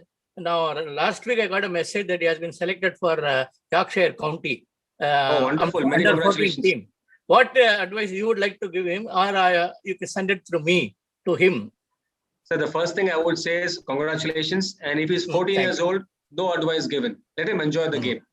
He needs to enjoy the game, play the game at this point in time. What happens with a lot of us is that we don't give them enough time to express themselves. We start giving in our ideas, start telling them, "Kanna ipdi aade, kanna apdi aade." And that's out of concern. I completely understand that's more out of concern and love. But at times we have to give them the freedom to express themselves, give them the time to make a few mistakes. Once they make a mistake, they're a lot more open to understanding, a lot more open to learning a few new things. But he might always feel that if I am batting well, if I'm bowling well, why do I have to necessarily listen to Appa? Why do I have to necessarily listen to Tata? If I've got a different style set of playing or a different way of playing, why does it have to be that I should only play the way Tata tells me or my coach tells me or my Appa tells me? So I think the way forward with a young kid, since you mentioned he's 14 years old, let him play, let him enjoy the game for now. Every now and then just ask him to focus and try and do the right things, but not necessarily really change anything for now. I would just say, enjoy the game, express himself. Thank you very much, sir. Excellent ideas. Thank you. Anyone else for the next question, please? Hemang, I have one question. You did talk about cricket now getting to be. Can you be a little more audible? I can't hear you. Yeah, can you hear me now? Can you hear me now? Yeah, much better. Thank you. Yeah. So Hemang, you did mention about cricket having come a long way. It's become more professional compared to the days when you played. In fact, I played probably 20 years earlier to you. Okay. So see, I have one observation is that today you have a team of so many coaches, assistant coaches. For me, maybe exaggeration, maybe for a left armer one, for a right armer another one. Having played a little bit of cricket myself, I feel after a certain age, I'm talking about particularly test and one-day matches, not the IPL, because IPL even today grooms youngsters, so that's fine. But when you have reached the national level of playing one-day and test matches, I think the players are set in a particular way, right? To some extent. To what extent do these coaches influence, have an influence on these players? So what happens also is, one of the beauty of coaching is to know to shut up, if you ask me that. My learning with coaching has been to not necessarily just because you have been given a role to say something and you have the power to say something does not necessarily mean that you have to say something at every given point in time. It's also for you to understand and be smart that at times if somebody is doing the right thing, just shut up and observe. You don't have to necessarily give any information which is not required. So it's, as you mentioned, let's say if you're talking about someone like a Virat Kohli or a Pujara or a Rohit Sharma and people who've been there over a period of time, I would handle them differently. I would give them the freedom. I would give them that much more extra space to try and tinker with their own games, tinker with their requirements. And every now and then just be there for them and ask them if there is something that I can add value with. And at some point in time, if I really feel that even if they are the experienced lot, the ones who've been there for many, many years are still consistently making a certain mistake and there's a pattern to it, that's when I come into the picture. That's when I would go on to tell them that, you know what, Virat, it's not game 1, game 2, it's been about 4 or 5 games. There's a set pattern to you getting out. See, getting out in cricket can happen to everybody. There's no player in the world who's not got out. Everybody gets out. But if you keep repeating the same mistakes over a period of time, that's when the coach has to intervene. If it's a young kid, he needs more attention. If it's a young kid, he needs more. For one to begin with, he may not even have the confidence or the belief that he belongs at this level. So there's a lot more work to be done with him. Vis-a-vis someone who's been there, he knows I belong here, but there's a technical flaw. There's a mistake that he's making consistently, be it batting or bowling. And that is when I would address just that bit. But with a younger kid, I would have a little more influence on him with regards to what it takes to play at the highest level, the nuances of the game, the strategies of the game. What would the bowlers try and do when you come into bat? If there's a technical issue the young kid has, try and address that. At the same time, if the young kid feels overawed, I'm playing for the national side, can I play against Jamie Anderson bowling at Lords? Will I be able to handle that? So even if he's skilled, at times what happens is because of lack of exposure, he may not believe that he's good enough. I may know he's good enough. Even the selectors might know he's good enough. Even his counterparts may know he's good enough, but he may not believe so. So that's also a time when a coach has to intervene and try and give him confidence. Also use his support staff to give the young kid confidence. Yeah, I agree with you. You know, I had the privilege of playing with and playing against Maninder Singh. Oh, Manibaji. Maninder Singh, in my view, he was probably Bishan Singh Bedi in the making. And he's one of the finest youngsters I'd seen. He used to play for Hindu College when I used to play for the services. So we talk about three players in India who should have gone on to play much higher than what they played. One is Sadhana Krishnath, one is Maninder Singh, one is L. Sivaramakrishnan. Okay. All three highly rated by all cricketers in the yesteryears, but unfortunately didn't make it big. Because I recollect, you know, he was probably coached by multiple people, Maninder Singh, and I think he just withered away.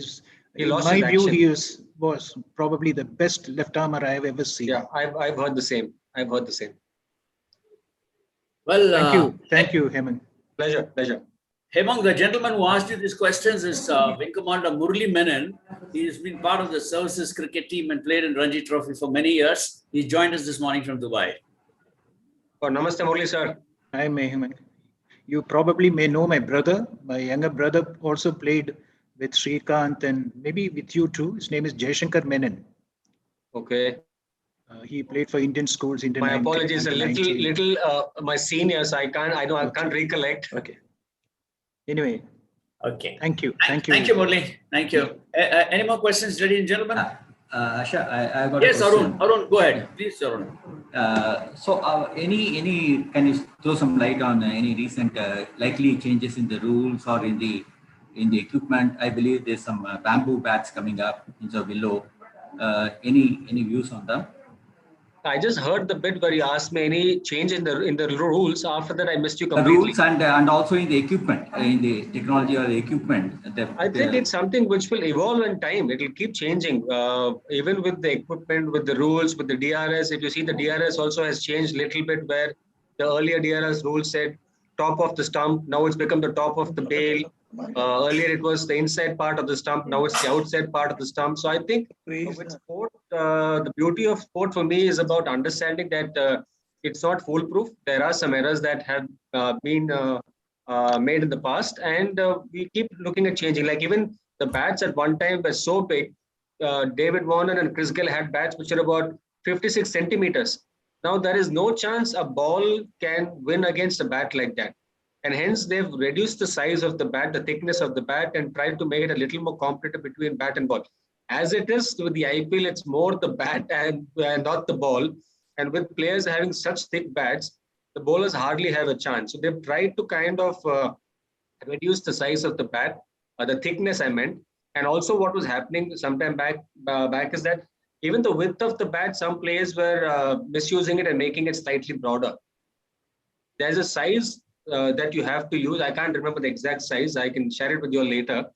And now they've made it a point that the bats that the players use have to go into a machine that they have. The bat is sent through that. And if it doesn't go through that, it means it's broader than the normal accepted size. And then you can't use that bat. So all the bats are actually verified before the players, before the players are used. Players use the use them in the match. Thank you. One question for any interesting incidents about any of our abroad players in CSK, international players in CSK. Are you able to get me? So I just heard the abroad players from CSK. Any instances or any, many of these sportsmen also have a lot of idiosyncrasies and behavioral patterns. Any such thing from CSK players from abroad? Unfortunately, sir, I haven't had the good fortune of being in the CSK dressing room long enough. I was just there for a year in 2010 when we won our first title. But I think the beauty of CSK compared to other sides, what I get to hear from everyone else is that it's a far more conducive environment for a player to play. It's a lot more easier for everyone to come in and express themselves. At times with the other franchises, what I get to hear is that there's a lot of pressure from the franchise itself that you have to go in and do this, go in and do that. Otherwise, you may not get to play the next game. You may not be retained by us. But I think with CSK, with Mr. Srinivasan and Mr. And Mahi, it's a very, very easy environment, like you're playing a gully cricket match. Yes, there is a strategy to it, but you don't feel the heat. And I've heard that from everyone. I've heard that from Mike Hussey. I've heard that from Matthew Hayden, Dwayne Bravo. Everyone collectively has the same opinion that we may have come from different parts of the world, but we feel at home. Like even Bravo did have a chance to play for Mumbai to start with. But he has gone on record and said that he didn't enjoy his stint with Mumbai Indians. He was always on the shopping blocks. He was always under pressure. He didn't feel comfortable. He didn't feel wanted in the side. He didn't feel a part of the side. And he says, given a choice, I live in Chennai now. He's as comfortable as that with the Chennai crowd and with the CSK side. So to me, great sides are actually made off the field. When you start having better rapport, better relationships is when you start performing better on the field. When I don't get along with my teammate, I don't think I'll be able to perform that well on the field. And I think you might concur with that. If you have been in the Air Force for so long, when you have a partner whom you trust in, you perform better, you feel a lot more confident vis-a-vis a partner who's probably not on the same wavelength, then your trust issue and belief isn't the same. So the same thing applies. It's psychology and human science. If you're comfortable with something and someone, you tend to go the extra mile and you're able to go the extra mile. You don't doubt yourself. But if it's the exact opposite, you start doubting yourself. But coming back to your earlier question about anecdotes of CSK players, to be fair, I don't have too many, sir. Yes, sir. Thank you. Okay. Thank you. Next question is from Mrs. Pramila Rajan. Ma'am, kindly unmute yourself and ask the question.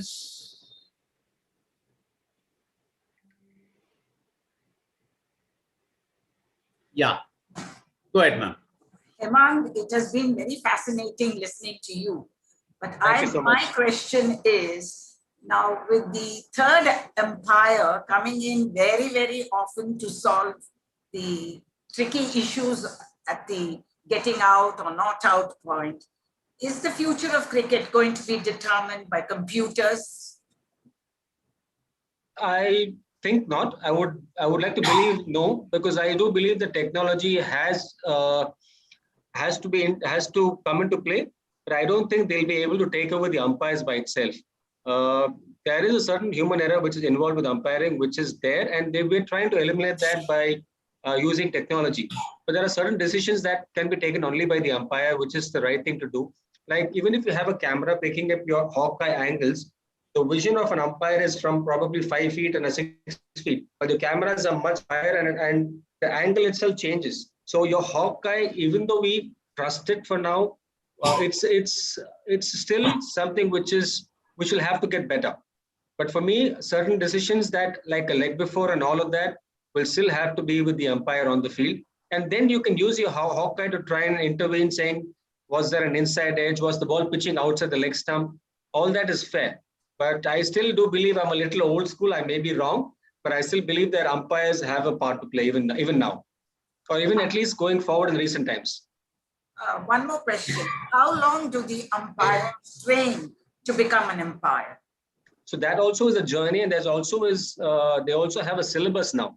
So they have a level 1 coaching, a level 2 coaching. Even after doing the level 1, you can't graduate to the level 2 immediately. then you get onto the field, you do a certain years of practice by umpiring matches. Then there are people who have give them marks like Viva marks. Even with every match, there's a match referee who gives a feedback about your umpiring. How was this umpire on a certain given day? That feedback goes to BCCI. Once you reach a certain points, then you have a chance to become a level 2. That also is a certification course. Once you pass that course, you again start umpiring it to the next level of playing. Like you graduate as a player, you also graduate as an umpire, and that journey goes on. Then you probably go on to be a domestic umpire, which is doing Ranji Trophy matches. The next step going forward would be umpiring in an IPL game. After that is when you get into an international game. And even in that, to begin with, you will only get to do an international game in India. You don't become an ICC umpire. You become an international umpire for Indian games.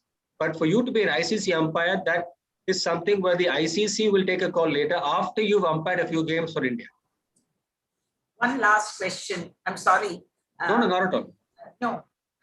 Of late, we find the IPL has captured the imagination and it's a wonderful pastime, I would say, for all of us marooned in our houses to watch the IPL. Does it mean it's the death knell for a 5-day match? Because it's becoming very plodding to watch both for the players and for the viewers. The 5-day match seems to be rather, I don't know. I mean, those of us who are not into the game perhaps don't appreciate the intricacies. What are your views on that? So, ma'am, I think the format for me which might die is probably the ODI.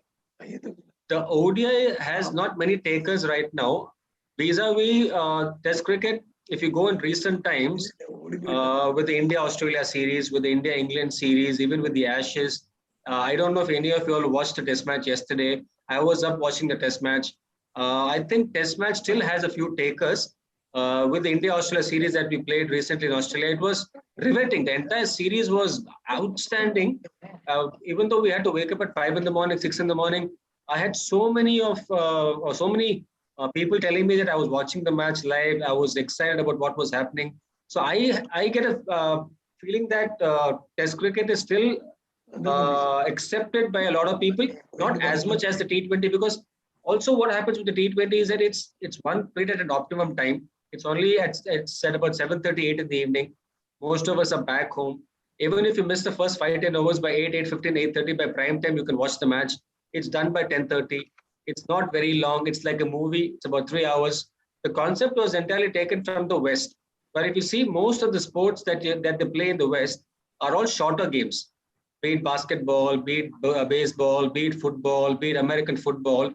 What they try to say is that the attention span of a human right now is not more than 3.5 hours. He's got too many things happening wherein he's not able to give time like what we could do.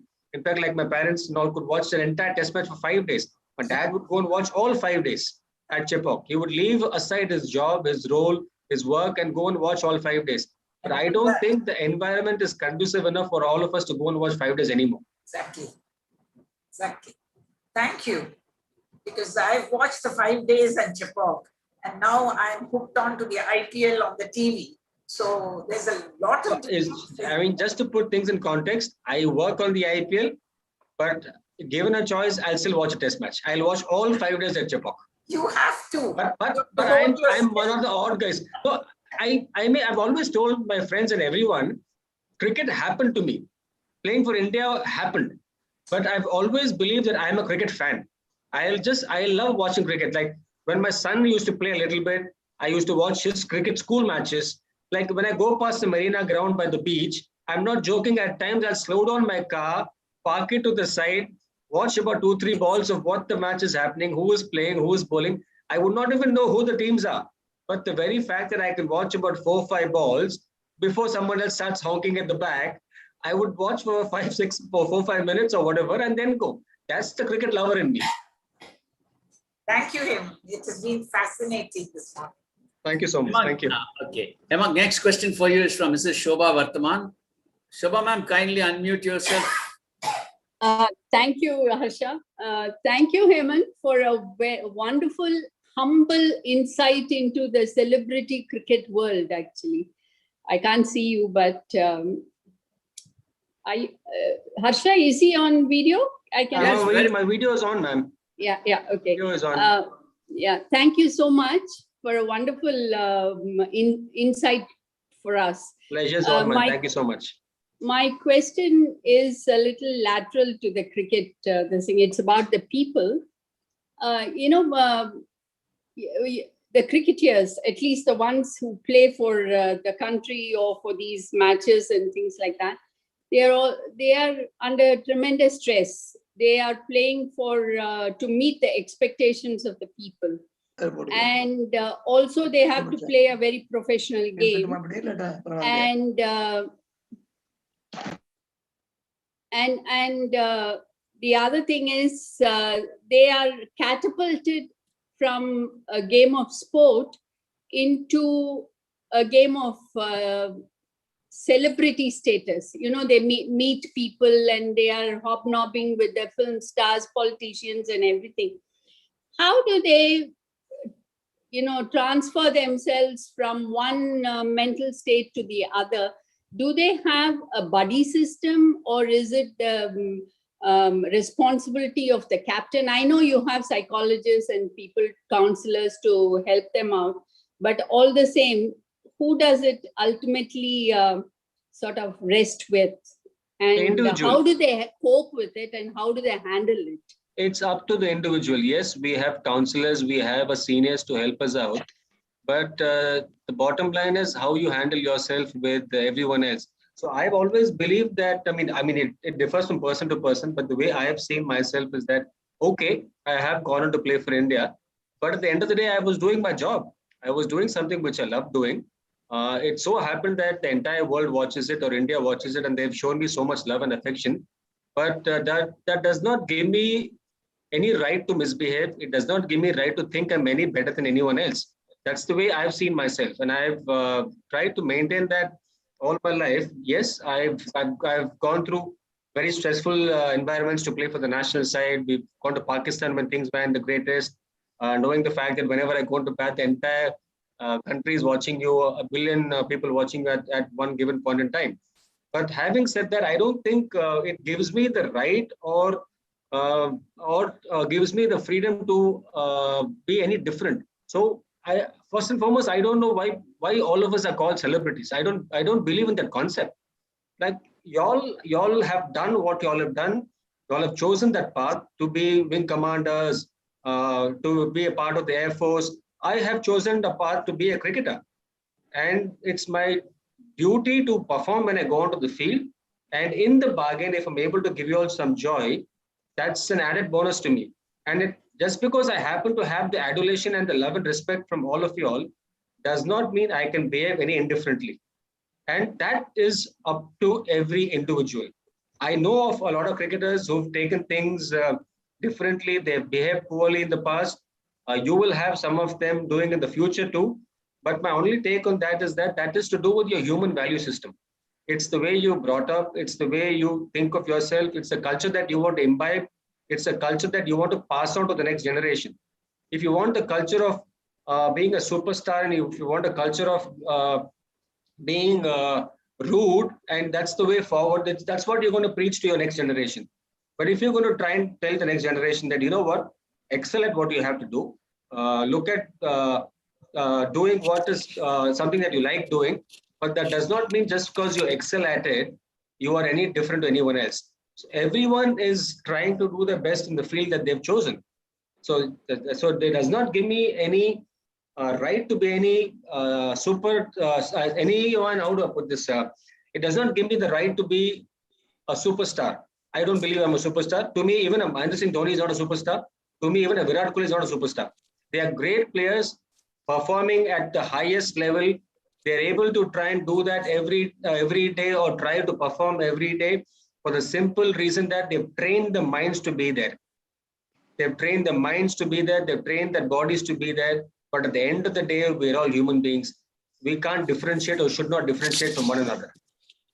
My God, you sound like a soldier, actually. I've heard this from the serving military whenever you ask them what makes you tick, and this is the answer they give. And I'm so glad to hear you say that too. But all the same, all this, ad making and films and things like that, it can have a different stress on the play. Like if the day before they sign a contract, or because there's big money to play with, actually. So what not happens only when- in the play, but also in the various lateral contracts they get. So all this must be having an influence on their lives. And do the players help each other, or how does it go? Yeah, we also, like y'all, are a community. At the end of the day, if there is someone who's bothered with something, or at times even I feel that if someone else is behaving poorly, just because he's become a superstar overnight, just because he's got a contract for 10 crores, or just because he's got an MRF contract, and just because he's dating so-and-so person, or he's got a big brand which is backing him. And if we feel as players that this kid is going off track, we take it upon ourselves as a community to try and tell him that, boss, you're not going in the right direction. There's no harm in making money, no harm in having a girlfriend, no harm in having a life, no harm in having contracts, multiple contracts. But do realize at the end of the day, it's all because of a game. And do realize, I've always said this to a lot of people. Imagine no one turns up to watch cricket. Imagine no one likes cricket. There is no television.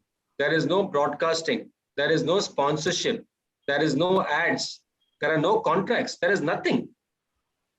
Today, we are what we are is because of y'all.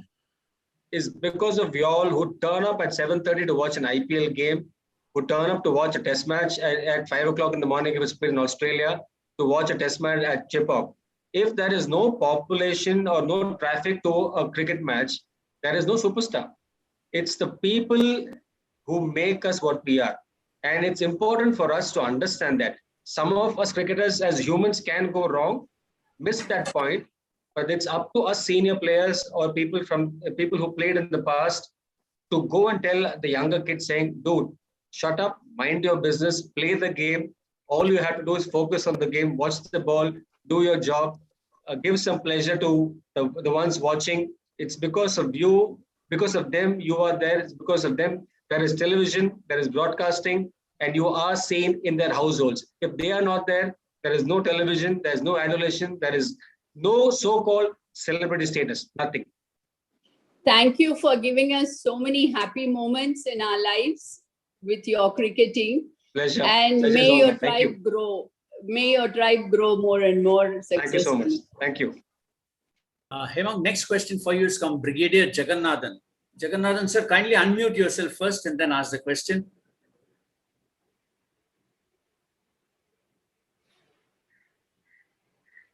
Yeah, Hemang, if you have to travel miles to watch somebody bat or ball in the current team, who will be that player? In the current team or in my, could I go back in time? Current team. Okay, the current team, if I had to say bowling, or is it also only the Indian team or anybody in any part of the world? Any part of the world. If I had to see someone bowl, it will be Jamie Anderson. Okay. From England. Yeah. And if I had to see someone bat, that's a tough one. I love me being a batter. I've got too many choices, but probably I would go with Virat Kohli. When you say, and I'm saying these names because you said current, but my favorites are someone else. Okay, what's your favorite? Wasim Akram and Viv Richards. Oh, good. Yeah. Batsman? So Vivian Richards. Okay, fine. Probably you are of our age. Yeah, for me to play at that level with a cap on, with no helmet, no protection, with the swagger that Viv had, I have not seen anyone else like that. There is no one else. There's only one Sir Vivian Richards. There's no one else. Yeah, he was never boring when he was at the crease. And it takes guts. I mean, I have played the ball coming at 150 kilometers an hour. You have a split second to decide. and to have no protection over your face, no chest guard, no arm guard. He's God. I'm sorry to say, he's just absolute God to me. Yeah, that's good. Good. Thank you. Brigadier Sridharan sir has got a question for you, Hemang. Sir, kindly ask your question. Hemang, wonderful talk. Looking forward, the statement you just made, no God, nothing. Vivian Richard had the luck of West Indies bowler not bowling against him. He himself has made the statement. But the greats like Gavaskar, or you talk J.R. Vishnath, all those people played perhaps the best of the fast bowlers in the world, the West Indies, and they produced the best, especially the 4 tests where Vishnath single-handedly won the match against the Lloyd team, or you talk about Gavaskar's century. When I do agree, I'm also a great fan of Richard. I think these chaps are equally great for the simple reason they didn't have the fast bowlers to face, whereas these people have to. What's your take on that? So first and foremost, great respect for JRV sir and Sunny sir. I still remember JRV sir's 97 at Chepauk. There's a small clipping. I couldn't see it live. I was too young, but I have seen the clipping. Both outstanding players. Just to add to it, Sir Vivian Richards, Australia had a great bowling attack. They had Lenny Pascoe, they had Dennis Lilly, they had Jeff Thompson, who were equally good. And there is something which all of us tend to miss at times is Viv Richards had to play his own fast bowlers in the domestic cricket in the nets every day. So it's not that he did not play them or he wasn't challenged against them. We did not get to witness it. We did not get to witness a Malcolm Marshall bowling to a Viv Richards, which they played in bad domestic cricket, which is like the Ranji Trophy. He's played a Joel Garner there. He's played Michael Holding there. He's played Sylvester Clarke over there. And he also gets to play them that much more often in the nets before a test match happened. So he's gone through all of it. For me, the reason I say he's probably the best is the swagger that he brought in, the confidence that he got into the side, and also the way he batted with aggression. You can always debate by saying that it's a 5-day format. There's no need for aggression. Fair point. Even Sunny Gavaskar sir got 100. He got 36 hundreds. He's again a legend. But for me, the joy of seeing a Viv Richards on the field, the way he came into bat, the way he took the sides apart, be it the shorter format or the 5-day format, that to me was something very special. Not taking anything away from Sunny sir or JRV sir. Thank you. Thank you. Next question for you is from Brigadier Subramaniam. Sir, kindly ask your question. Yeah. Good morning, Hemang.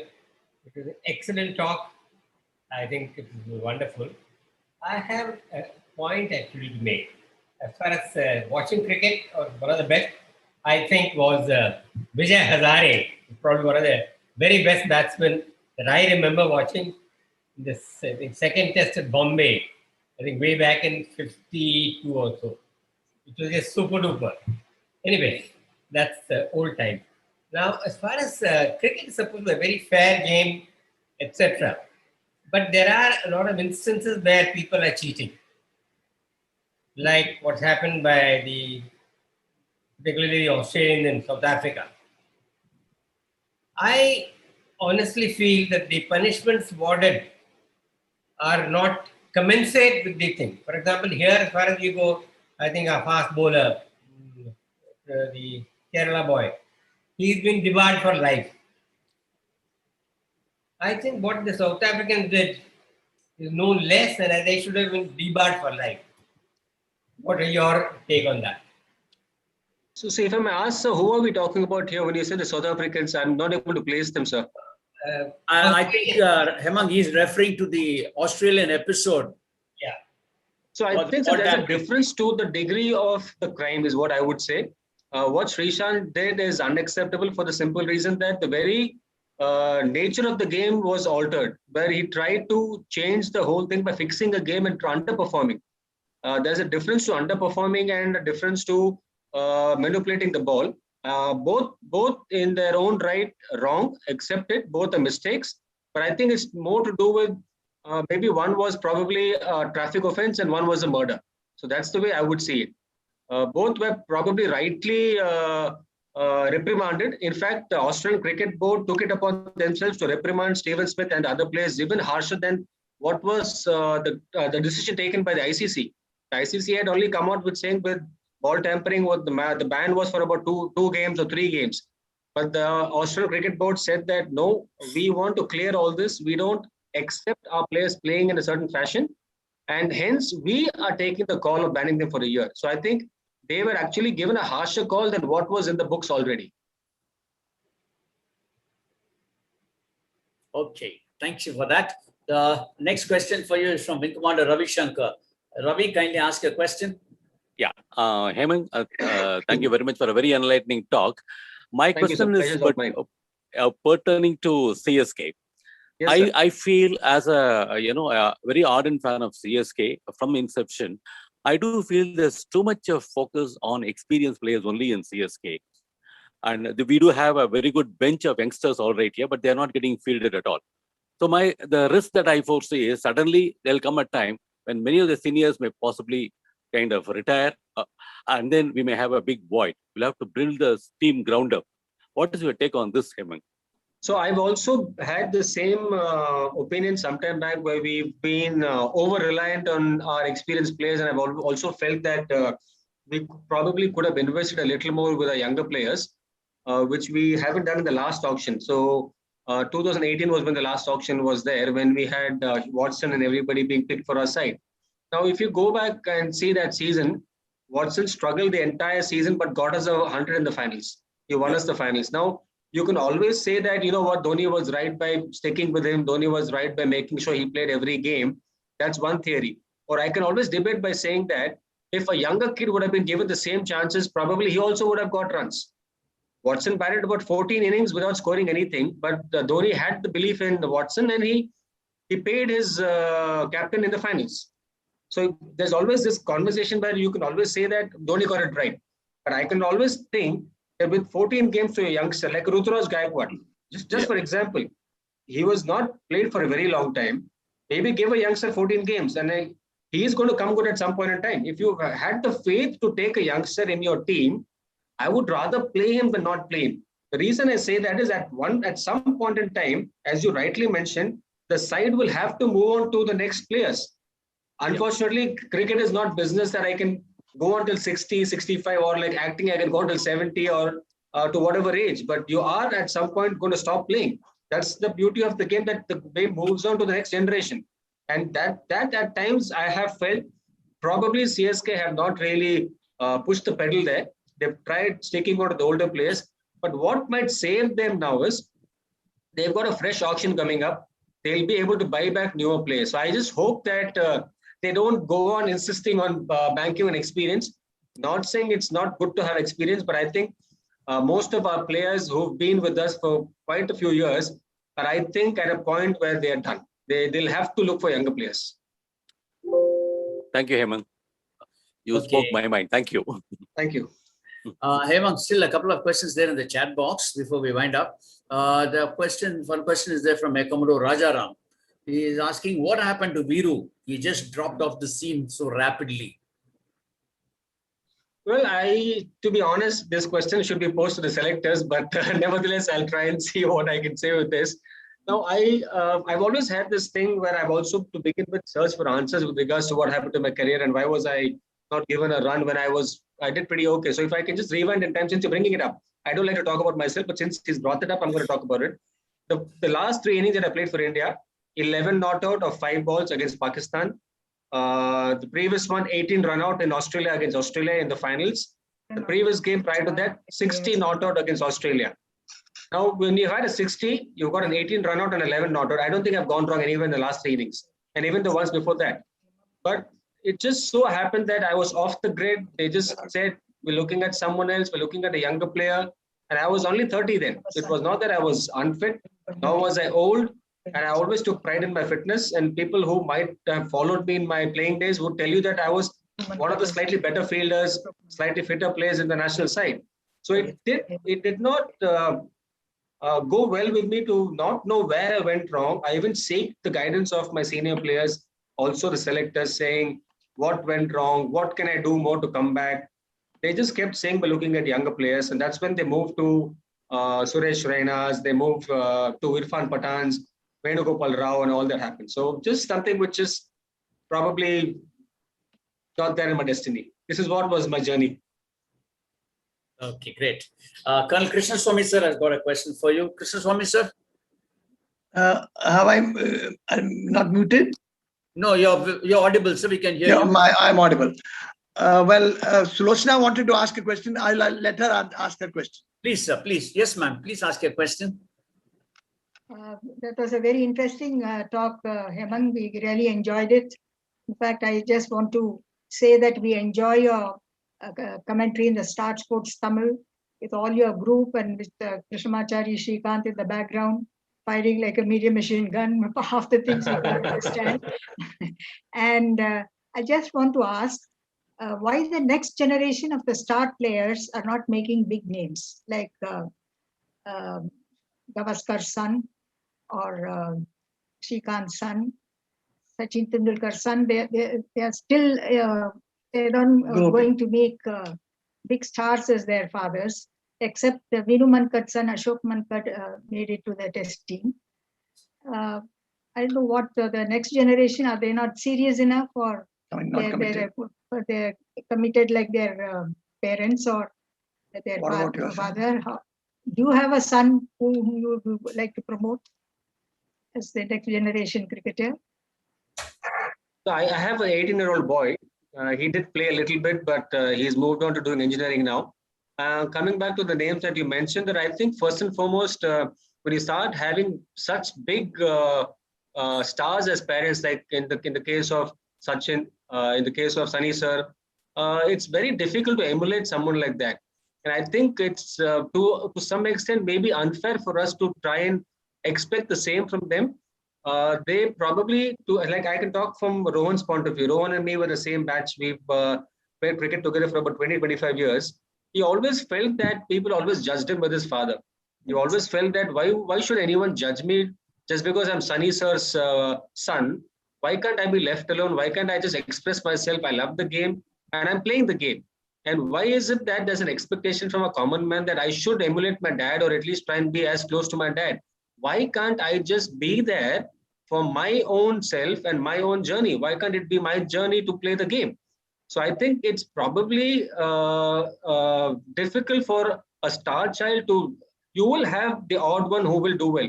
But I think it's not necessary that just because you've had a father who's had immense success in a particular field, that you would also get the same from the child. And I think also with the way the game has gone by now, the competition is way, way higher than what it was earlier. You have a lot many more players playing. You have a lot many more avenues for other players to express themselves. There's the IPL, there's the TNPL, there's the KPL.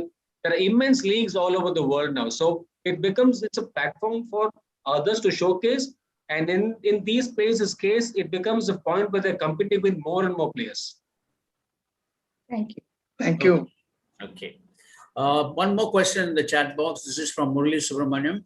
If a captain has to play under another player who has worked under him, how does the player, that is the ex-captain, normally take it? Well, I mean, in the right sense of the word, you will have to move on and try and respect that you have a new captain. But I do understand there's this human bit which comes into play with ego.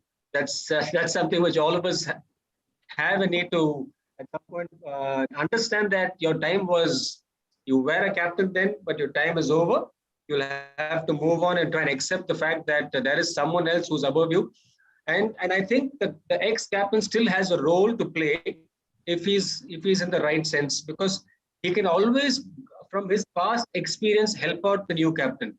He would have had so many experiences of doing the right thing, making mistakes also at the same time, seen a certain situation in the past already as a leader. And if I was that ex-captain, the way I would see it is that now the future belongs to someone else. How can I enhance his life? How can I get him to perform better? And at the end of it, it's a team sport. So if we can collectively shape the outcome, collectively try and get more wins than what we've been getting in the past, that should be the motive. And that should be his mindset.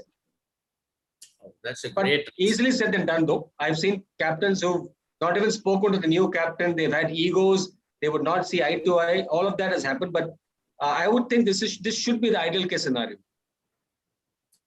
Okay. Okay, I think last I have one question for you, Hemang, before we wind up.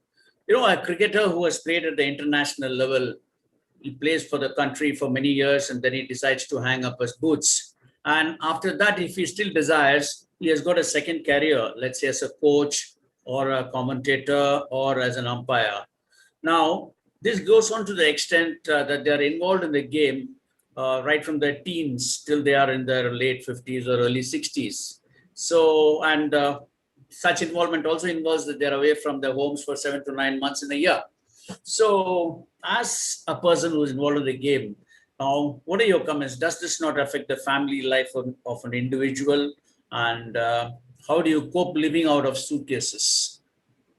So I've got a very funny story for this. So my son in the first few years of his childhood, after his birth, had hardly seen me, and he would call my brother-in-law dad, because he would see him more than me.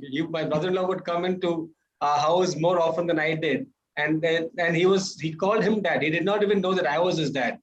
So yeah, but coming back to your question, it's the balance that you have to strike. So what I try and do, like I've also moved on from playing to being a commentator, which again takes me out of the house, takes me to the field again, takes me to the studio again. I try and take my wife along. I try and see if she can come along with me as often as she can. We're lucky enough to get single rooms, so all I have to do is get her to come with me, stay with me. If I'm in England, come along with me. If I'm in Bombay, come along with me.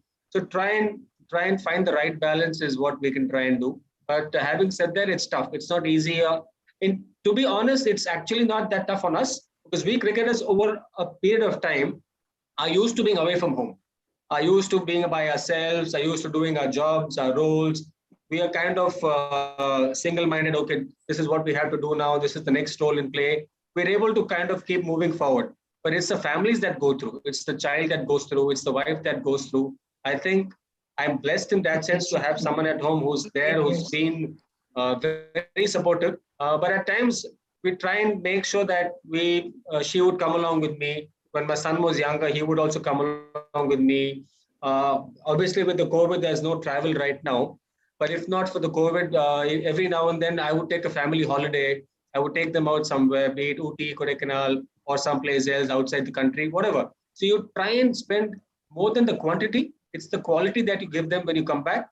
That's what we try and do. We try and see how we can balance that. But it's not easy. I can tell you that. It's to some extent we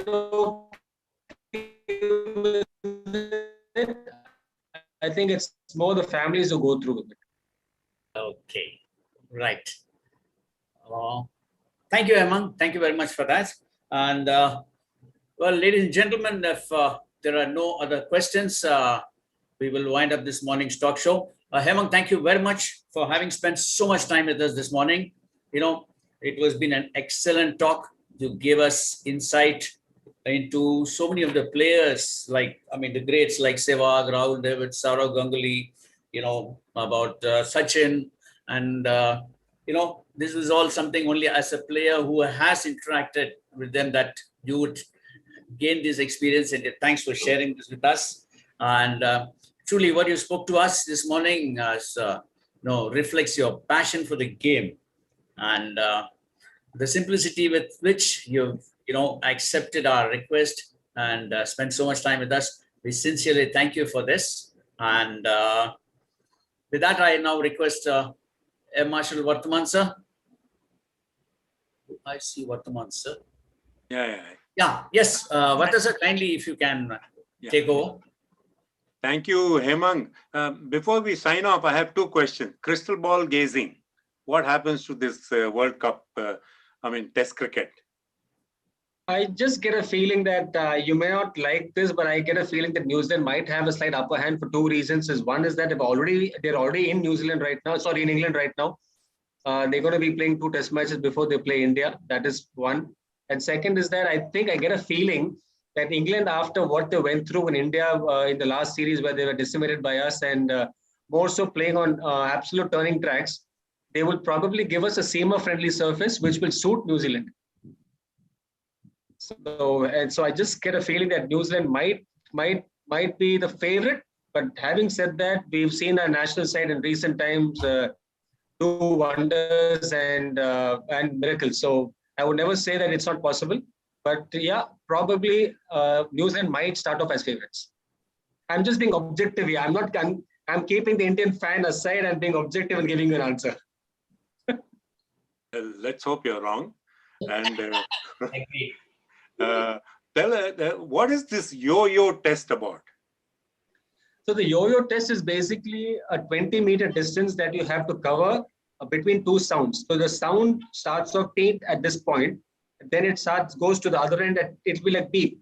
So beep here, and then the beep gets faster. So it'll go beep, beep, beep, beep, beep, beep, beep, beep, beep, beep, beep, beep, beep, beep. So you have to be, when the beep sounds, you have to be at one end. So the first beep is here, when the second beep is here. For the first run, for the first 10 runs, it might give you about 5-8 seconds. Let me simplify it for you. Let's say the 20-meter, the first beep from point A to point B, the first 10 runs, it might take you 8 seconds to go from one end to the other. Then the next 10 runs will become 7 seconds. Then the next 10 will become 6 seconds and 5 seconds. And it will keep going back and forth. And the last few will be so quick, you're actually sprinting. And you're sprinting when you've already done about 60 to 70 runs back and forth. So it becomes extremely intense in the end, and only the fitter ones can get past it. Quite a few of our players who fail it. And the ones who fail, they have another chance to pass it. That's the ruling by the Indian the BCCI. If you have double negatives, rather you fail twice, then you can't be, even if you picked in the national side, you cannot play for India.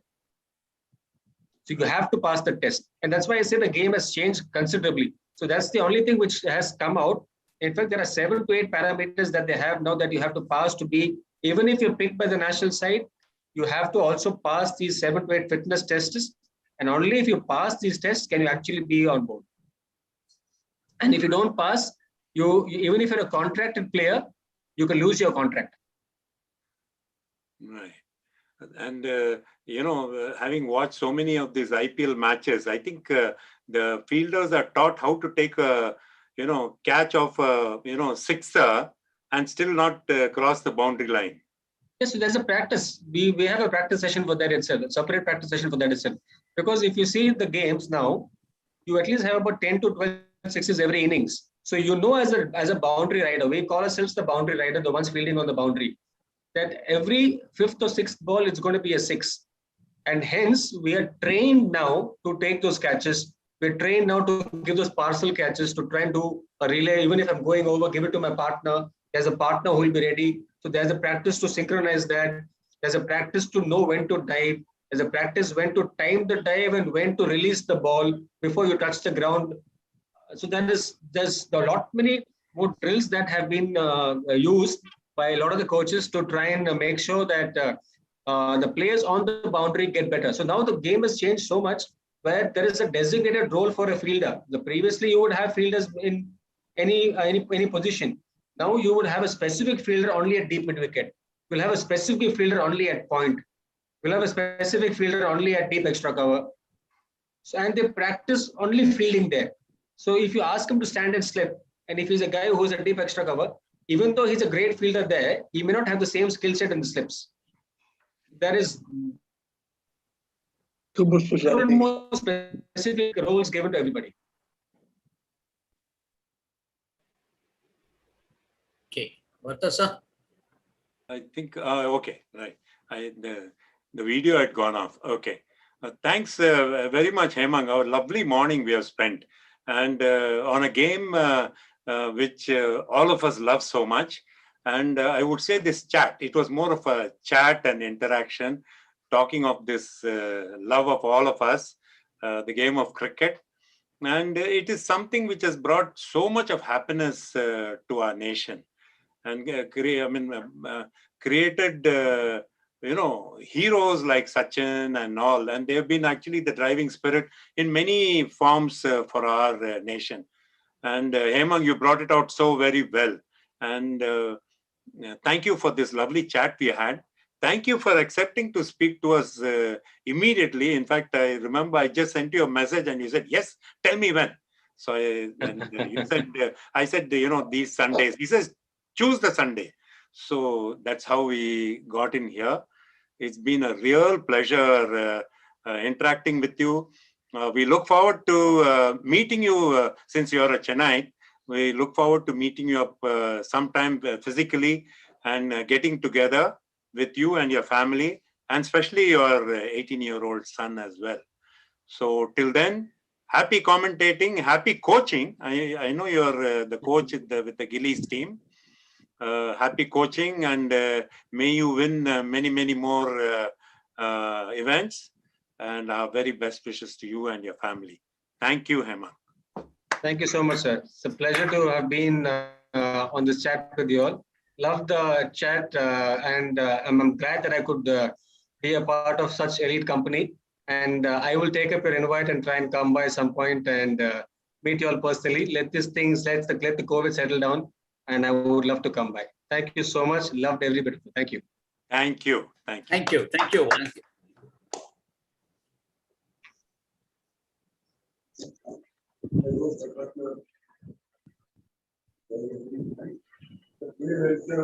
So we catch That up. was an excellent talk. Thank you so much. Oh, it was very nice. So nice, so interesting, and he really kept us enthralled. Thank you so much. Ravi, you're muted. Most welcome. Hey, Ravi, muted. You're muted. Yeah. Harsha, Vartha sir, I need a favor. My laptop is kind of frozen. If you can go to Zoom and then close the recording, close the live streaming also. If you can kindly. Can I do it from the? Yeah, you can do that also, Harsha. Yeah, but where do I do that? Hey, three dots. What happens to IT consultants? I tell you. Indeed, sir.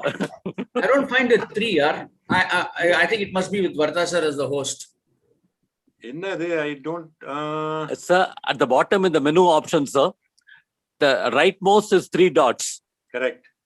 So if you can click